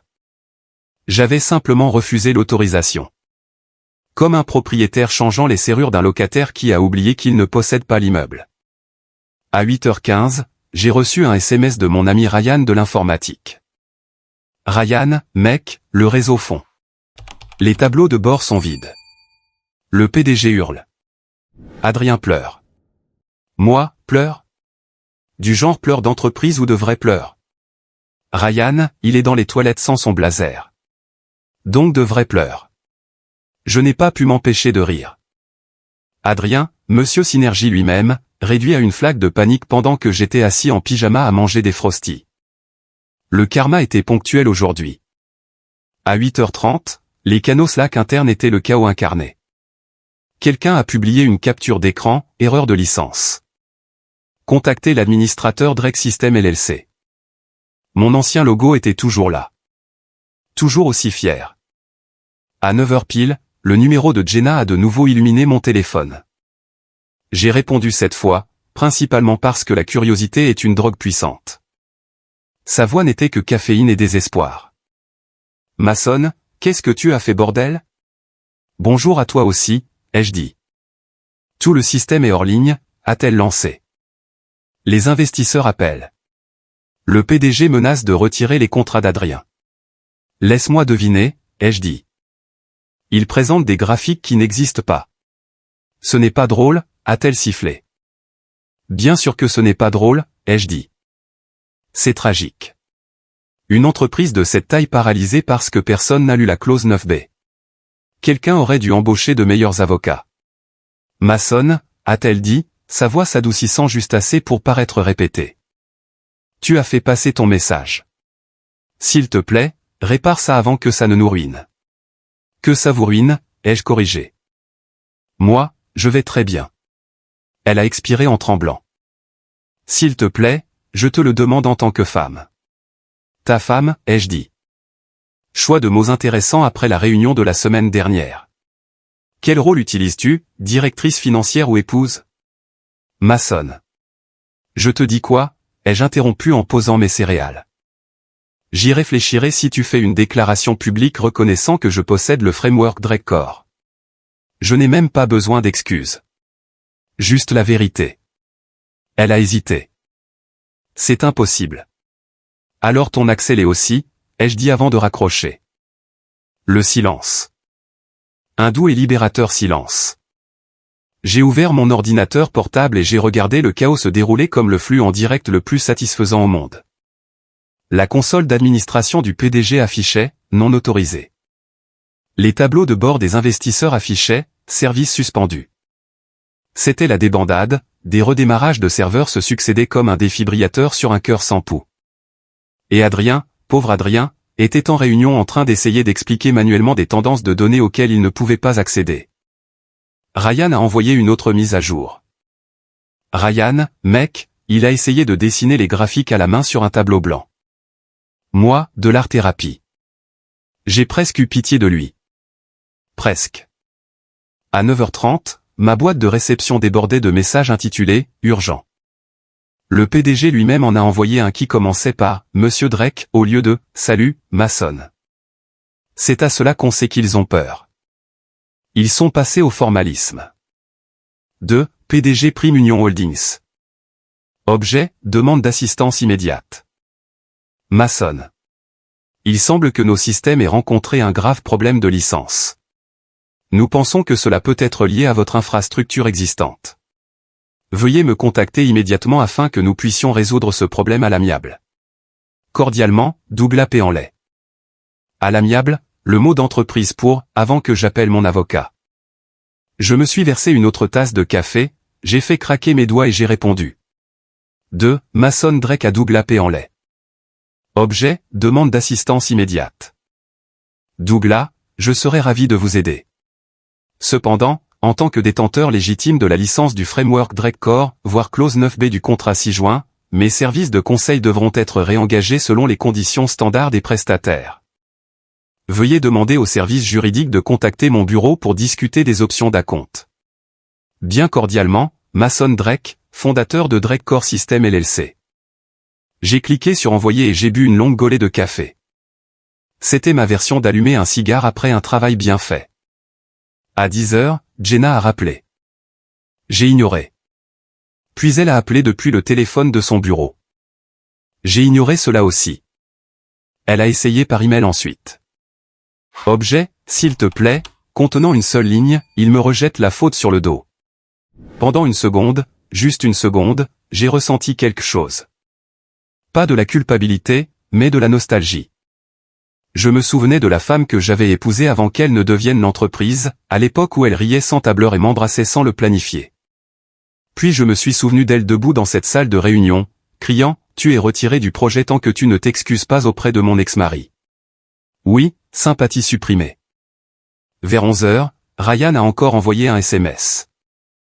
Ryan, mec, les RH viennent d'envoyer un mémo à toute l'entreprise disant « Nous subissons des ajustements techniques temporaires. » Traduction d'entreprise, nous sommes fichus, mais ne paniquez pas.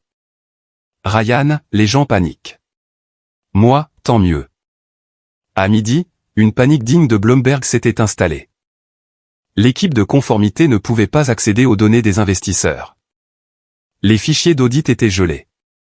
Le système de rapports automatisés crachait des codes d'erreur comme une machine à sous casser. Adrien a essayé de redémarrer un serveur manuellement, ce qui revient à essayer de pratiquer une chirurgie cérébrale avec une cuillère. Le troisième SMS de la journée de Jenna est arrivé à 12h47. Jenna, le PDG menace de me licencier. S'il te plaît, Mason, je vais régler ça avec toi en privé. Moi, envoie-moi la déclaration. Jenna, quelle déclaration? Moi, reconnaissant la propriété. Clause 9b de Drecor. Tu te souviens? Jenna, tu me fais du chantage. Moi, pas du tout, je te facture.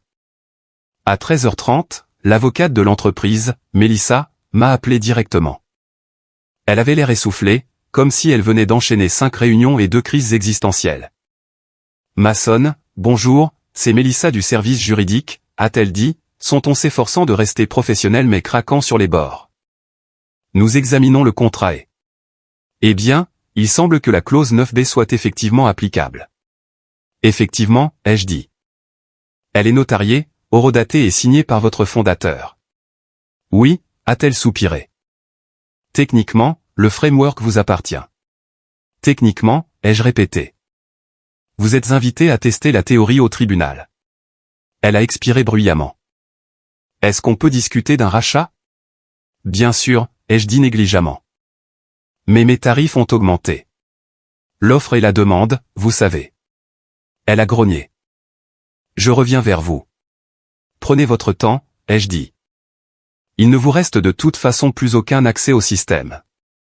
En milieu d'après-midi, alors que l'entreprise perdait toute productivité comme une sitcom sans scénariste, le PDG était au bord de la crise de nerfs. Les investisseurs menaçaient de se retirer et le chat du réseau interne ressemblait à une séance de thérapie. Pendant ce temps, j'étais assis sur ma terrasse, mon ordinateur portable en équilibre sur mes genoux, observant le chaos depuis mon accès arrière. Je n'avais pas de besoin de popcorn, leurs journaux Slack étaient un divertissement suffisant. Puis, vers 15h45, Jenna a débarqué à la maison. Elle n'a même pas frappé, elle est entrée en trombe, ses talons claquant comme de petits coups de feu. Tu dois t'arrêter ça, a-t-elle dit, debout dans l'embrasure de la porte, la poitrine haletante. Ils sont sur le point d'arrêter les opérations. Je te l'ai dit, ai-je dit calmement, sans même lever les yeux de mon écran. Je n'ai rien cassé. Elle a croisé les bras. Tu nous as paralysés. J'ai suspendu votre abonnement, ai-je corrigé. Vous pouvez le reprendre quand vous voulez.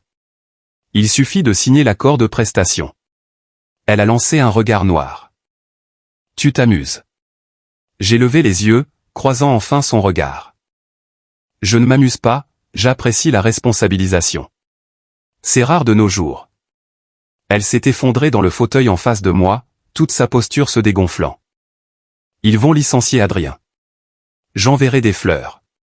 Sa voix s'est adoucie. Et moi aussi. Les actes ont des conséquences, ai-je dit, reprenant la phrase qu'elle m'avait lancée un jour. Tu te souviens. Elle n'a pas répondu, fixant le sol. Après un long silence, elle a chuchoté, tu as gagné. Je me suis adossé, inclinant la tête. Ce n'est pas un jeu, Jenna. C'est les affaires. La partie que tu as toujours oubliée. Pour la première fois depuis des semaines, elle n'a pas répliqué. Pas de jargon d'entreprise, pas de contrôle des dégâts, juste le silence. Après son départ, j'ai rouvert ma boîte de réception et vu un nouveau message du PDG. Objet, négociation de contrat. Mason, nous aimerions engager Drake Core System immédiatement. Le service juridique rédige un nouvel accord de conseil.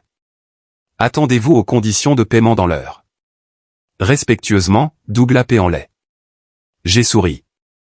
Respectueusement, le terme d'entreprise pour « nous nous rendons ».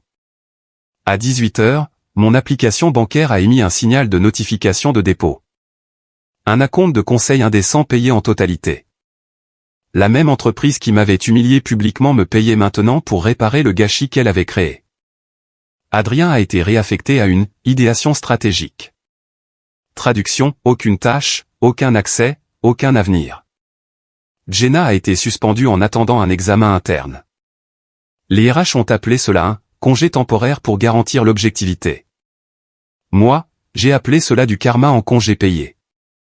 Alors que le soleil plongeait derrière l'horizon, j'ai fermé mon ordinateur portable et je me suis versé un whisky. Pour la première fois depuis des années, le monde semblait équilibré. Vous pourriez appeler cela de la vengeance, moi, j'ai appelé cela un réalignement. L'entreprise a eu sa leçon. Jenna a eu son règlement de compte, et j'ai eu ma paix, plus un acompte très confortable.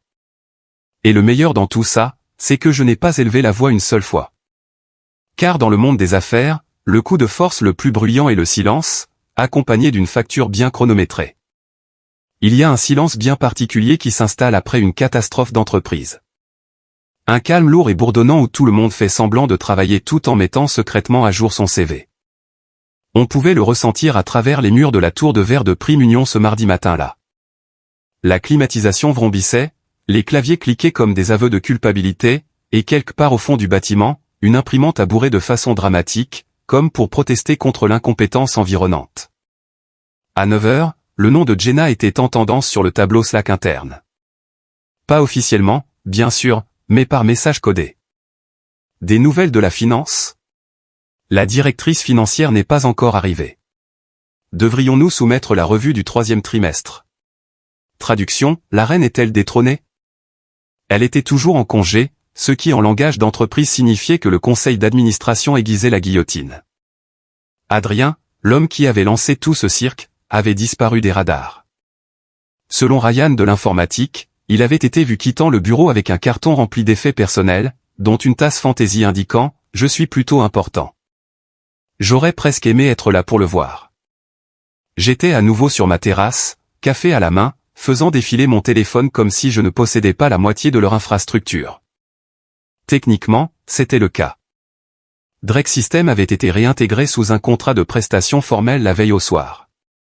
L'acompte qu'il m'avait viré aurait pu m'acheter une Tesla, une maison de vacances ou une réserve de mesquinerie à vie. Même si, honnêtement, j'en avais déjà bien assez.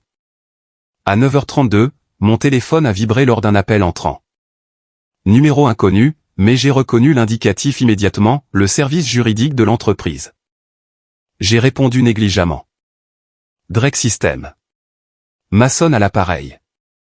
Mason, Dieu merci, a dit une voix que j'ai reconnue, Mélissa, l'avocate principale de l'entreprise.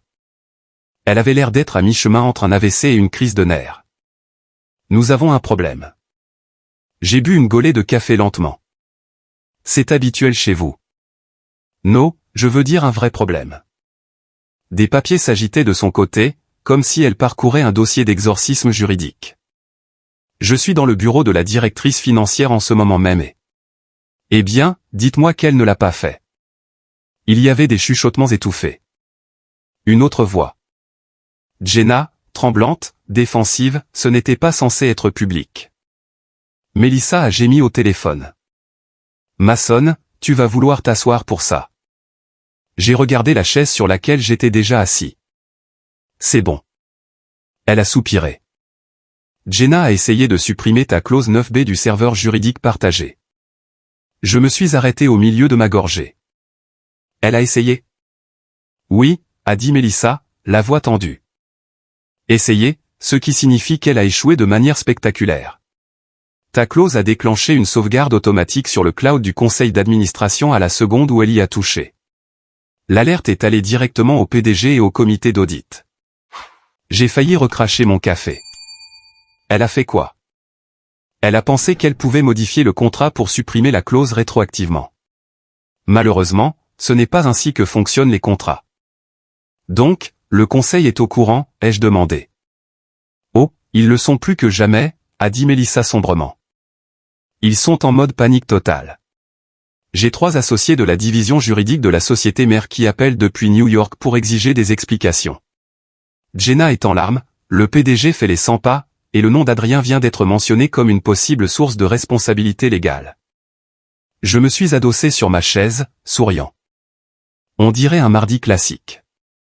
Mason, a poursuivi Mélissa, sa voix tombant à un murmure. Officieusement, je leur ai dit d'arrêter de creuser avant d'aggraver la situation. La clause 9B n'est pas seulement blindée, elle est nucléaire. S'ils continuent à la chercher, ils vont découvrir qu'ils vous ont techniquement concédé la licence de toute leur suite d'audit pour un usage indéfini. Techniquement, ai-je dit, feignant l'innocence. Légalement, a-t-elle corrigé. C'est votre système. Tout entier. J'ai laissé cette idée faire son chemin. Les mêmes personnes qui m'avaient traité comme un employé jetable ne pouvaient plus effectuer un contrôle de conformité sans ma permission. Dieu bénisse la paranoïa méticuleuse et un bon avocat de 2006. Mason, a dit Mélissa, me sortant de mes pensées. Le conseil d'administration convoque une session d'urgence à midi. Ils veulent que tu sois là. J'ai cligné des yeux. Vous voulez que je revienne dans le bâtiment? Il te supplie de revenir, a-t-elle corrigé. Je te conseille vivement de venir. Je n'ai pas pu m'en empêcher. J'ai ri.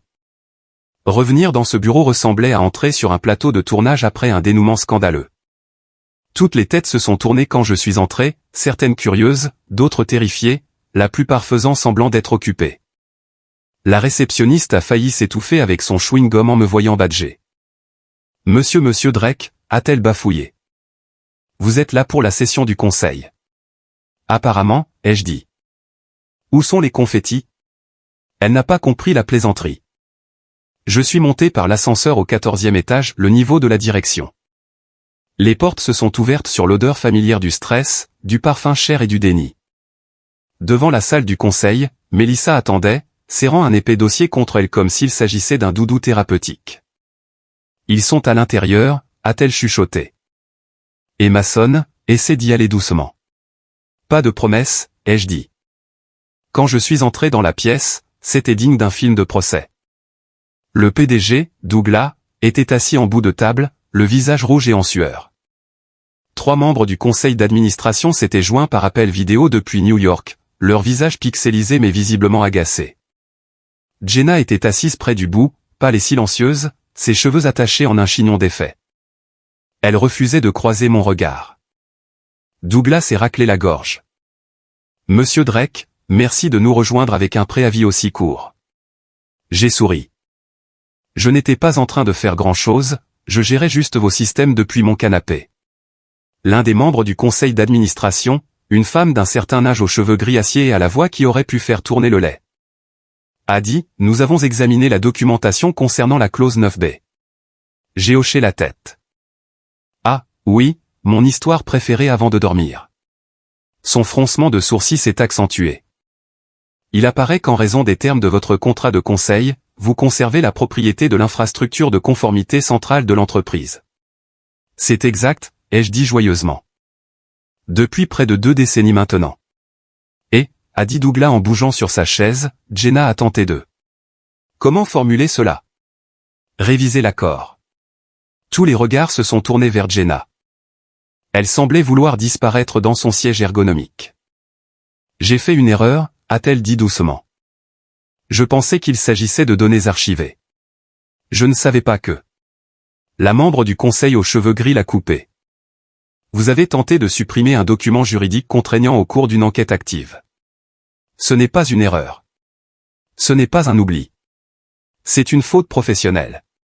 La pièce s'est figée dans un silence de mort. Mélissa a essayé de calmer le jeu. Rappelons-nous que tout le monde est sous pression.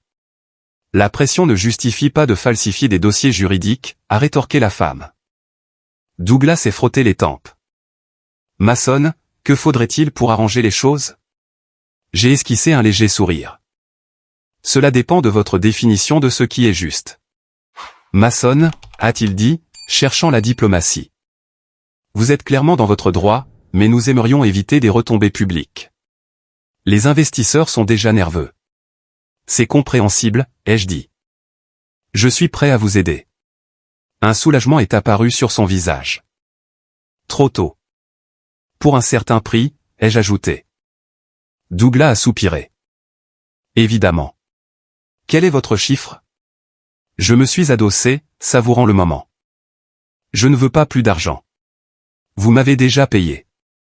Ce que je veux, c'est une déclaration, une reconnaissance publique du fait que Drake System est le seul concepteur et propriétaire du framework de conformité, incluant le plein crédit dans toute la documentation des investisseurs. Le conseil a murmuré. Douglas a hésité. C'est peu conventionnel. Être licencié par ma femme l'est tout autant, ai-je dit. L'un des membres du conseil de New York a gloussé avant de se reprendre. Après un silence tendu, Douglas a hoché la tête.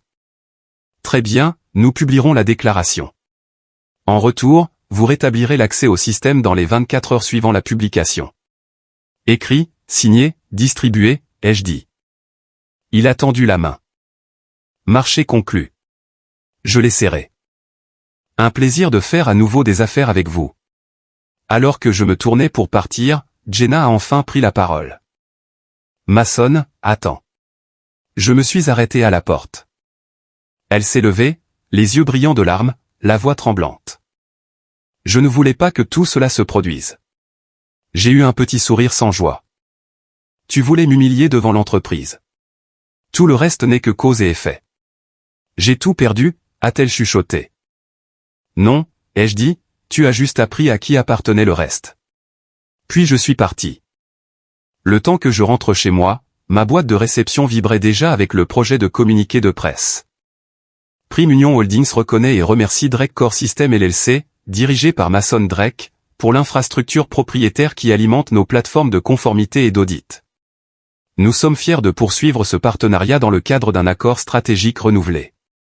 C'est le code de l'entreprise pour « Nous avons fait n'importe quoi et ils nous possèdent maintenant ». Ryan m'a envoyé un SMS 5 minutes plus tard. Ryan, mec, tu es une légende.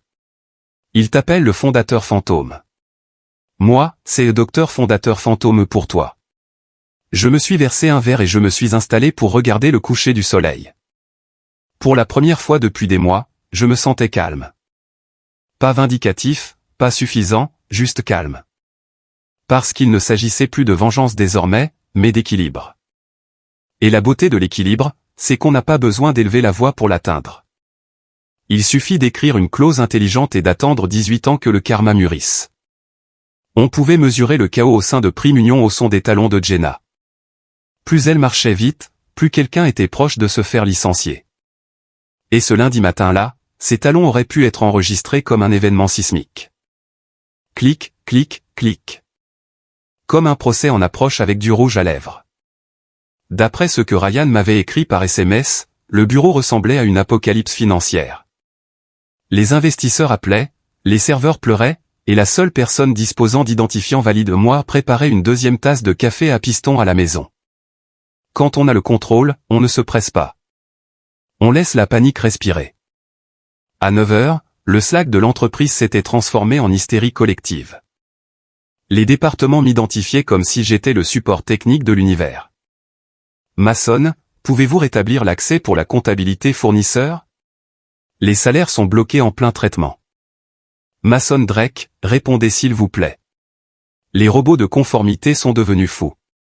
Drake System, vous êtes notre seul espoir. J'ai siroté mon café. Ils ont enfin compris, ai-je murmuré. Puis est venu l'email du PDG. L'objet en majuscule, jamais bon signe. Urgent. Tous les systèmes compromis.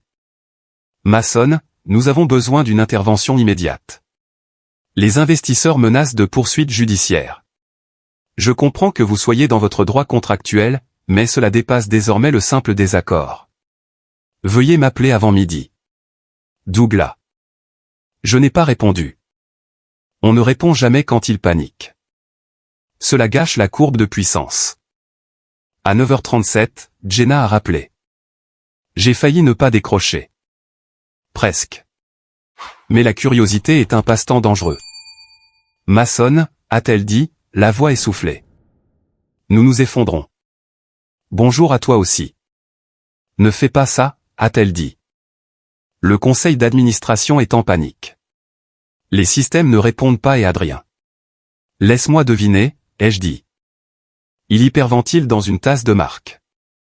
Ce n'est pas drôle, a-t-elle rétorqué. Tu as fait passer ton message, je comprends, mais nous coulons tous les deux avec ce navire. Je me suis adossé à ma chaise.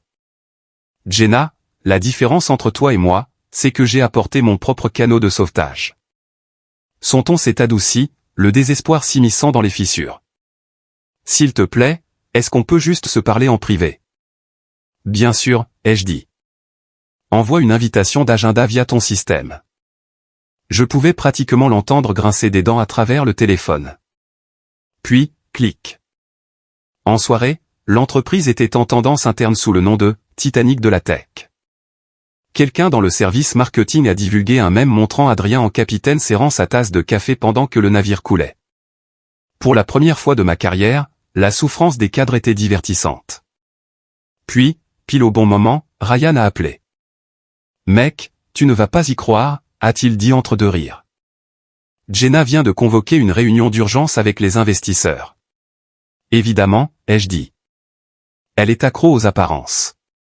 Oui, eh bien, elle est entrée avec une allure de reine de Wall Street, blazer blanc, talons rouge sang, le visage affichant un air serein, mais mec. Adrien la suivait en chemise hawaïenne. Je me suis étouffé avec mon café.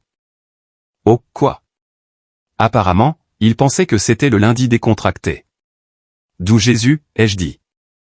C'est comme regarder de la télé-réalité pour comptable, mon pote. C'est clair, a dit Ryan en baissant d'un ton. Ils essaient de reconstruire manuellement ton système avec des organigrammes PowerPoint. J'ai posé ma tasse. PowerPoint. Oh, ça va être biblique. À 11h15, un autre SMS est arrivé. Celui-ci venait de Mélissa, l'avocate. Mélissa, Mason. Pour info, la directrice financière tente d'accéder à tes modules privés via un contournement d'administrateur. Moi, adorable. Mélissa, cela déclenche des alertes internes. Le système devient fou. Moi, tant mieux, ça forge le caractère. Apparemment, Jenna et Adrien étaient dans son bureau, entourés d'une nuée de stagiaires essayant de réparer le système en réinitialisant les clés du serveur, ce qui, en français non technique, revient à essayer de réparer un moteur de jet avec un sèche-cheveux. À 11h40, mon téléphone a encore vibré. Ryan, cette fois, contenant à peine son rire. Elle lui hurle dessus, mec. Plein mode CFO. Tu connais ce ton qui fait tourner le café? Oh oui, ai-je dit. Celui qu'elle a utilisé contre moi pendant la saison fiscale. Exactement. Mais attends, c'est encore mieux. Adrien a essayé de prendre les choses en main et a dit « Ne vous inquiétez pas, j'ai été développeur ». Il a accidentellement déconnecté tout le monde du réseau, même les RH. J'ai ri si fort que j'ai dû poser mon téléphone. Cet homme ne saurait pas réparer un grille-pain. Sans blague, a dit Ryan. Les gens impriment des lettres de démission sur l'imprimante de secours parce que la messagerie est morte. Ah, la symétrie poétique. À midi, le numéro de Mélissa a de nouveau clignoté. J'ai décroché cette fois. Mason, a-t-elle dit essoufflée. Le PDG veut savoir si tu participeras à un appel d'urgence du conseil d'administration à 13h. J'ai regardé ma montre. Ça dépend. Est-ce qu'il y aura des collations? S'il te plaît, a-t-elle dit. Ils sont désespérés. J'ai souri. Le désespoir n'est pas une humeur, c'est une tactique de négociation. À 13h pile, j'ai rejoint l'appel Zoom. Mon écran s'est allumé avec les suspects habituels, Douglas, le PDG, qui semblait avoir vieilli de 10 ans en 2 jours, Mélissa, serrant un stylo comme un anti-stress, Jenna, parfaitement cadrée dans son costume de marque mais visiblement à bout de force, et Adrien. Caché derrière une plante artificielle en arrière-plan. Douglas a commencé. Mason, merci de nous rejoindre. Nous sommes dans une situation difficile. L'euphémisme de l'année, ai-je dit. Il a expiré. Les investisseurs exigent une stabilité opérationnelle d'ici la fin de la journée. Nous avons besoin de votre coopération pour rétablir l'accès. Bien sûr, ai-je dit, dès que la déclaration de reconnaissance sera publique. Jenna est intervenue, la voix tremblante mais s'efforçant de paraître ferme, le conseil d'administration n'a pas encore approuvé cela. C'est intéressant, ai-je dit, parce que ma patience n'a pas encore approuvé votre accès non plus. Douglas a levé la main. Très bien, calmons le jeu Mason, tu as fait passer ton message. Nous comprenons tous la structure de propriété maintenant. Je ne suis pas sûr que vous compreniez, ai-je dit. La propriété n'est pas qu'un mot juridique, Doug. C'est une limite. Vous avez tous franchi la mienne quand vous m'avez forcé à m'excuser auprès de l'ex de ma femme devant 200 personnes. Alors maintenant, je pose de nouvelles limites. Melissa semblait vouloir applaudir, mais s'est souvenue de son travail. Douglas s'est frotté le front.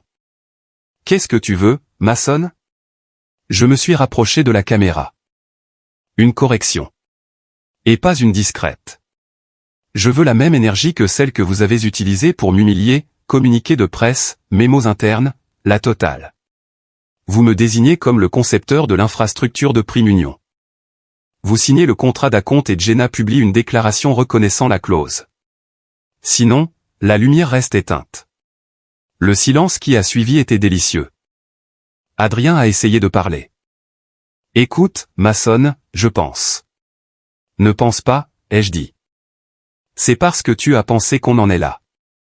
Il s'est tu. Jenna m'a regardé à travers l'écran, sa voix finissant par craquer. Tu es en train de tout détruire. Non, ai-je dit doucement. Je te rappelle juste qui l'a construit. Douglas a hoché la tête lentement, vaincu. Très bien, nous publierons la déclaration d'ici la fin de la journée. Une fois que vous aurez confirmé le rétablissement, nous virons le prochain versement d'acompte. Un plaisir de faire des affaires avec vous, ai-je dit avant de me déconnecter. Ce soir-là, je me suis promené en ville juste pour ressentir à nouveau l'animation urbaine. Tout résonnait de bruit, des voitures klaxonnant, des cafés bondés, des gens criant dans leur téléphone. C'était un chaos honnête, pas le genre poli que l'on trouve dans les bureaux d'entreprise où la trahison sent le désodorisant à la cannelle. À mon retour, l'email m'attendait. Objet, déclaration officielle pour examen. Prime Union Holdings reconnaît formellement Drake Core System LLC comme le concepteur exclusif et prestataire principal de notre infrastructure de conformité. Nous exprimons notre gratitude à son fondateur, Mason Drake, pour son innovation continue et son partenariat. Court, propre, factuel, le bruit de la reddition. 6 juin figurait un autre fichier, le contrat d'acompte signé. Plus grand, meilleur, à long terme. J'ai rétabli l'accès au système à 19h05 précise, regardant les tableaux de bord se rallumer aux 4 coins du globe. Dans chaque bureau, un soupir de soulagement a parcouru la ruche de l'entreprise. Pour eux, c'était le salut. Pour moi, c'était la preuve que le silence avait fait plus de dégâts que n'importe quel éclat de voix. Un message a sonné sur mon écran, Ryan, bien sûr. Ryan, de retour en ligne. Toute l'entreprise applaudit comme s'ils avaient vu le Messie. Moi, dis-leur que c'est juste le gars de l'informatique. Puis une autre notification, un email de Jenna. Jenna, c'est fait. Tu as gagné. J'espère que tu es fier. J'ai répondu lentement. Moi, il n'a jamais été question de gagner, juste de me rappeler qui je suis. Je n'ai pas cliqué sur envoyer. Certains messages sont plus forts sous forme de brouillon. La preuve que vous avez su vous retenir. J'ai fermé l'ordinateur portable, je me suis versé un verre et je me suis assis. Dehors, les lumières de la ville scintillaient comme des milliers de tableaux de bord clignotants. Envie à nouveau, mais selon mes conditions. Le chaos en talons, l'ordre en silence. Vous savez ce qui est drôle avec la vengeance? Elle ne s'arrête pas quand on gagne. Elle change simplement de poste. Je pensais avoir atteint la fin de la partie quand Prime Union était revenu ramper pour obtenir l'accès au système. J'avais fait mon tour d'honneur, encaissé mon gros acompte et leur avais rendu leur cœur numérique. Mais l'univers n'avait pas fini de transformer ce cirque en comédie. Cela a commencé 2 semaines plus tard, un mercredi qui sentait l'expresso brûlé et l'épuisement moral. Mon téléphone a vibré avec une notification de LinkedIn. Prime Union Holdings a publié une nouvelle offre d'emploi, directeur de la technologie, CTO. J'ai failli recracher mon café. Le poste appartenait auparavant à un certain Harris, un homme discret guidé par les chiffres, qui essayait de prendre sa retraite depuis 2019. Apparemment, il avait démissionné pour des raisons personnelles. Traduction, il avait enfin réalisé que cette entreprise était maudite et s'était enfui avant la prochaine vague. 5 minutes plus tard, une autre notification est apparue, vous avez été identifié dans une publication.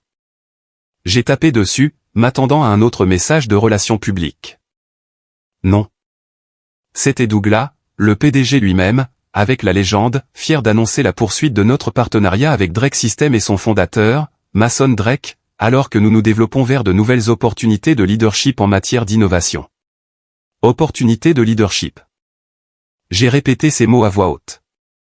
Le code d'entreprise pour « Nous ne pouvons pas licencier notre problème, alors nous allons le promouvoir à la place ». Avant que je ne puisse réaliser, mon téléphone a sonné. Appel de Douglas en lait. J'ai soupiré, puis j'ai répondu. Doug, si c'est une autre panne de système, je facture double le week-end. Il a ri nerveusement. Pas cette fois, Mason. C'est différent. Le conseil d'administration a discuté. Ils veulent offrir le poste de CTO. J'ai cliqué des yeux. De Prime Union? De tout le groupe d'exploitation, a-t-il clarifié. Tu superviserais toute l'infrastructure, la conformité globale, tout ce que tu contrôles déjà. Mais avec un titre officiel et tous les avantages exécutifs. J'ai ri si fort que j'ai failli faire tomber mon café. Doug, je contrôle déjà ces choses. La différence, c'est qu'actuellement je suis mieux payé et j'assiste à moins de réunions. Il a adopté sa voix de PDG raisonnable. Je comprends, mais nos investisseurs veulent de la stabilité et ils ont confiance en toi. Après ce qui s'est passé, ils te considèrent comme celui qui nous a sauvés. Je suis celui qui vous a sauvés, ai-je dit. C'est pour cela que je ne suis pas sûr de vouloir être enfermé dans le bâtiment que j'ai secouru. Il a soupiré. Allez, Mason. Tu auras la liberté, le contrôle créatif, des actions. Ah, le mot magique, des actions. Envoie-moi l'offre, ai-je finalement dit. Je vais l'examiner. Il a expiré de soulagement. Fantastique. Je demande au RH de la rédiger d'ici demain. Quand l'appel s'est terminé, je suis resté là à sourire dans ma tasse. La vie est vraiment poétique. Un mois plus tôt, j'étais le bouc émissaire de l'entreprise. À présent, on m'offrait un trône né de leur panique. Le jeudi matin, la lettre d'offre officielle était dans ma boîte de réception. Je l'ai parcourue à la fois amusé et impressionné. Le salaire était indécent. Les avantages comprenaient des options d'achat d'actions, un bureau d'angle et l'autorité d'embaucher et de licencier dans tous les départements, y compris la finance. Traduction, je pouvais techniquement licencier ma femme. Je n'aurais pas dû apprécier cette pensée autant que je l'ai fait. À 10 heures, Douglas a rappelé pour un suivi informel, sa voix tout en enthousiasme. Alors, Mason, on officialise? Le conseil est ravi. Mélissa a déjà validé ton contrat. Avant que j'accepte, ai-je dit, j'ai une condition. Bien sûr, a-t-il dit rapidement. Dis-moi. Jenna reste hors de ma chaîne de commandement. Pas de chevauchement, pas de lien hiérarchique, pas de réunion commune, rien. Il y a eu un silence, puis, avec précaution, c'est compris. Elle n'est de toute façon plus parmi nous. Je me suis figé. Pardon? Elle a présenté sa démission hier soir, avec effet immédiat. Je ne savais pas quoi dire. La pièce semblait trop silencieuse. Elle a dit qu'elle avait besoin de temps, a ajouté Douglas doucement. Des raisons personnelles. Je me suis adossé à ma chaise, fixant le plafond. Évidemment. Le chaos coûte toujours la paix de quelqu'un. Compris, ai-je dit finalement. Envoie-moi le calendrier d'intégration. Bienvenue à bord, CTO, a-t-il dit de façon presque trop joyeuse. Ce vendredi-là, je suis entré chez Prime Union pour la première fois en tant que cadre dirigeant. C'était surréaliste. La même réception qui m'ignorait autrefois me souriait maintenant comme si j'étais un roi. Bonjour, monsieur Drake. Est-ce qu'on peut vous apporter quelque chose? Un café, une viennoiserie? C'est gentil, ai-je dit. Je suis juste là pour m'assurer que le bâtiment tient encore debout. Le trajet en ascenseur ressemblait à un déjà-vu, le silence en plus. Pas de chuchotement, pas de regard en biais. Les gens évitaient le contact visuel direct, comme si j'étais à la fois un sauveur et un avertissement. D'une certaine manière, je l'étais. Quand les portes se sont ouvertes sur l'étage de la direction, Douglas attendait avec son enthousiasme habituel. Mason, bienvenue à ton nouveau poste.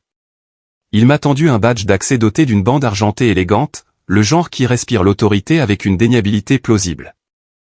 Nous avons fait le tour du propriétaire, les salles de conférence, le laboratoire d'innovation, la cafétéria de la direction avec ses tireuses à café froid et ses granolas hors de prix. C'était tout ce qu'une entreprise technologique moderne pense être une preuve d'attention envers les employés, tout en s'appropriant discrètement leur âme. Quand nous avons atteint mon nouveau bureau, Douglas a fait un geste fier. Ta vue donne sur le centre-ville. La plus belle ligne d'horizon de la ville. C'était ridicule. Des baies vitrées du sol au plafond, un salon privé, un bureau debout fabriqué en aluminium aéronautique recyclé. J'ai passé ma main dessus et je n'ai pas pu m'empêcher de dire « joli »,« cher »,« inutile ». Parfait. Il a ri maladroitement. Tu vas parfaitement t'intégrer. Après son départ, je me suis assis derrière mon nouveau bureau, contemplant la ville. C'était étrange. Ce bâtiment précis avait été le théâtre de chaque humiliation, de chaque chuchotement sarcastique. C'était désormais mon territoire. Je ne savais pas si je devais rire ou purifier l'endroit. Le premier email qui a atterri dans ma boîte de réception provenait des RH, bienvenue dans l'équipe de direction. Séminaire exécutif obligatoire le trimestre prochain. Le deuxième venait du service juridique, conditions de confidentialité mises à jour pour examen. Le troisième venait de Ryan. Ryan, mec, c'est Théo, tu es comme Iron Man maintenant. Moi, plutôt comme Batman. Riche, amer, nocturne. Ryan, tu as déjà commencé à licencier des gens? Moi, c'est tentant. Plus tard dans l'après-midi, j'ai croisé Adrien dans le couloir. Il semblait plus petit. La chemise hawaïenne avait disparu, remplacée par un costume mal ajusté. Il portait à nouveau un carton. Mason, a-t-il dit, forçant un sourire qui n'atteignait pas ses yeux. Félicitations pour ton nouveau titre. Merci, Adrien. J'ai entendu dire que tu as été réaffecté, ai-je dit. Il a ri faiblement. Oui, à l'idéation stratégique. J'essaie encore de comprendre ce que ça signifie. Ça signifie qu'ils ne veulent pas encore te licencier, mais qu'ils veulent que tu réfléchisses à la raison pour laquelle tu aurais dû démissionner plus tôt. Son sourire s'est évanoui. C'est vrai. Il s'est tourné pour partir, puis s'est arrêté. Écoute, I know we've had différence, mais pour ce que ça vaut, tu as joué finement. J'ai haussé les épaules. Ce n'est pas une partie d'échecs si ton adversaire ne connaît pas les règles. Il a hoché la tête lentement. C'est de bonne guerre. Bonne chance, Mason. Toi aussi, ai-je dit. Même si nous savions tous les deux que la chance avait quitté son département depuis des mois. Ce soir-là, après que tout le monde est parti, je suis resté au bureau un peu plus longtemps. J'ai ouvert la base de données interne, faisant défiler les lignes de code qui portaient encore mes anciennes étiquettes. Elles étaient là, mes empreintes dans chaque sous-programme, chaque pulsation du système. La preuve que l'Empire fonctionnait parce que j'en avais construit les fondations. Cela aurait dû sembler triomphant. Au lieu de cela, c'était calme, presque solitaire. Le pouvoir est ainsi, il amplifie le silence. Mon téléphone a vibré. Un SMS d'un numéro inconnu. Jenna, félicitations pour la promotion. Tu l'as mérité. Je l'ai regardé pendant un long moment. Puis j'ai répondu. Merci. J'espère que tu vas bien. Pas de réponse. J'ai à nouveau regardé la ville. La ligne d'horizon clignotait comme une carte de circuits imprimée. Chaque fenêtre était une petite lumière vibrant d'ambition, d'avidité et de caféine. Quelque part là-bas, Jenna essayait probablement de comprendre qui elle était sans l'entreprise. Je ne pouvais pas lui en vouloir. J'avais passé des années à faire de même. À présent que j'avais tout, je réalisais que ce « tout » ne semblait pas aussi bruyant que je l'aurais pensé. Pourtant, j'ai souri, car même si la paix semblait étrange, elle valait mieux que l'humiliation. Le lendemain matin, Douglas est arrêté à mon bureau en tenant 2 cafés. « Bienvenue au club », a-t-il dit en m'en tendant un. « Nous sommes ravis que tu diriges le navire. »« Je l'apprécie », ai-je dit, même si techniquement je le faisais déjà. Il a ri. « C'est vrai, mais maintenant c'est officiel. » Il s'est attardé maladroitement avant de demander « Alors, qu'est-ce que ça fait, après tout ça ?» Je me suis adossé à ma chaise, fixant la ligne d'horizon. On dirait une ironie poétique avec une assurance maladie. Il a ri à nouveau, un peu trop fort. C'est une façon de le dire. Lorsqu'il est parti, j'ai ouvert à nouveau ma messagerie, 20 messages non lus, tous étiquetés « urgent ». Le même chaos, un titre différent. J'ai ri doucement, j'ai fait craquer mes doigts et j'ai murmuré pour moi-même, rendons les choses intéressantes. À la fin de la semaine, la nouvelle a été rendue publique, Prime Union Holdings nomme un ancien consultant comme nouveau CTO après une refonte historique de l'infrastructure. Les journalistes ont parlé de vision. Les investisseurs ont parlé de stabilité. Les employés ont parlé du rebondissement de l'année. Moi, j'ai appelé ça ce que c'était, la promotion inattendue qui ne l'était pas du tout. Car dans le monde des affaires, la meilleure vengeance n'est pas de brûler les ponts. C'est de racheter l'entreprise. Ces ponts m'ont mené à une semaine après la promotion. J'étais assis dans mon nouveau bureau, même ligne d'horizon, nouveau titre, meilleur café. Le chaos s'était enfin calmé. Plus d'appels d'urgence, plus d'ex-maris me faisant la leçon sur la synergie, plus d'épouses directrices financières essayant de réécrire mon histoire en temps réel. Juste la paix. Le genre de paix qui murmure quand on s'arrête enfin de prouver des choses à des gens qui n'ont jamais mérité d'explication. Ils ont appelé cela un retour. J'ai appelé cela de la bonne paperasse. La presse a adoré l'histoire de la rédemption, l'ingénieur évincé qui sauve l'Empire. Ils ne savaient pas que je n'étais jamais parti. On ne peut pas être licencié d'un système que l'on possède. La partie la plus drôle, c'est que mon silence avait fait plus de dégâts que n'importe quel email en colère ou poursuite judiciaire. Je n'ai pas élevé la voix. Je n'ai pas claqué de porte. J'ai simplement laissé le système parler pour moi, un message d'erreur à la fois. Adrien a été discrètement réaffecté à quelque chose appelé « idéation stratégique », ce qui semblait être une façon polie de dire « nous t'appellerons si nous nous souvenons que tu existes ». Jenna a disparu de la carte de l'entreprise. Son profil LinkedIn a été discrètement mis à jour pour indiquer « consultante » dans un endroit générique. Je ne la détestais plus. Je ne l'aimais plus non plus. J'avais simplement dépassé la version de moi-même qui avait besoin de son approbation. Un soir, je suis rentré tôt. Pas de réunion, pas de crise. J'ai préparé le dîner, je me suis versé un verre et j'ai regardé le coucher du soleil se refléter sur les gratte-ciel que je détestais autrefois. Mon téléphone a vibré avec un autre message LinkedIn, « Félicitations encore pour ton parcours, Mason. Tu es inspirant. » J'ai ri à voix haute. Parcours. C'est ainsi que les gens appellent le fait de survivre à l'enfer avec un meilleur éclairage. Je me suis approché de la cheminée, j'y ai jeté l'ancienne copie imprimée de mon contrat, celle par laquelle tout avait commencé. La voir se consumer et brûler semblait symbolique. Non pas parce que j'effaçais l'histoire, mais parce que j'avais déjà archivé la partie importante, moi, le gars qui a construit quelque chose d'indestructible, l'a perdu, et l'a repris sans un cri. Le lendemain matin, j'ai reçu l'appel d'un groupe d'investissement. Ils voulaient obtenir la licence du framework de Dreckcore pour une nouvelle start-up de FinTech. Le triple du tarif payé par Prime Union. Je n'ai pas hésité. Envoyez le contrat, ai-je dit avec un sourire. En raccrochant, j'ai réalisé que je ne cherchais plus à me venger.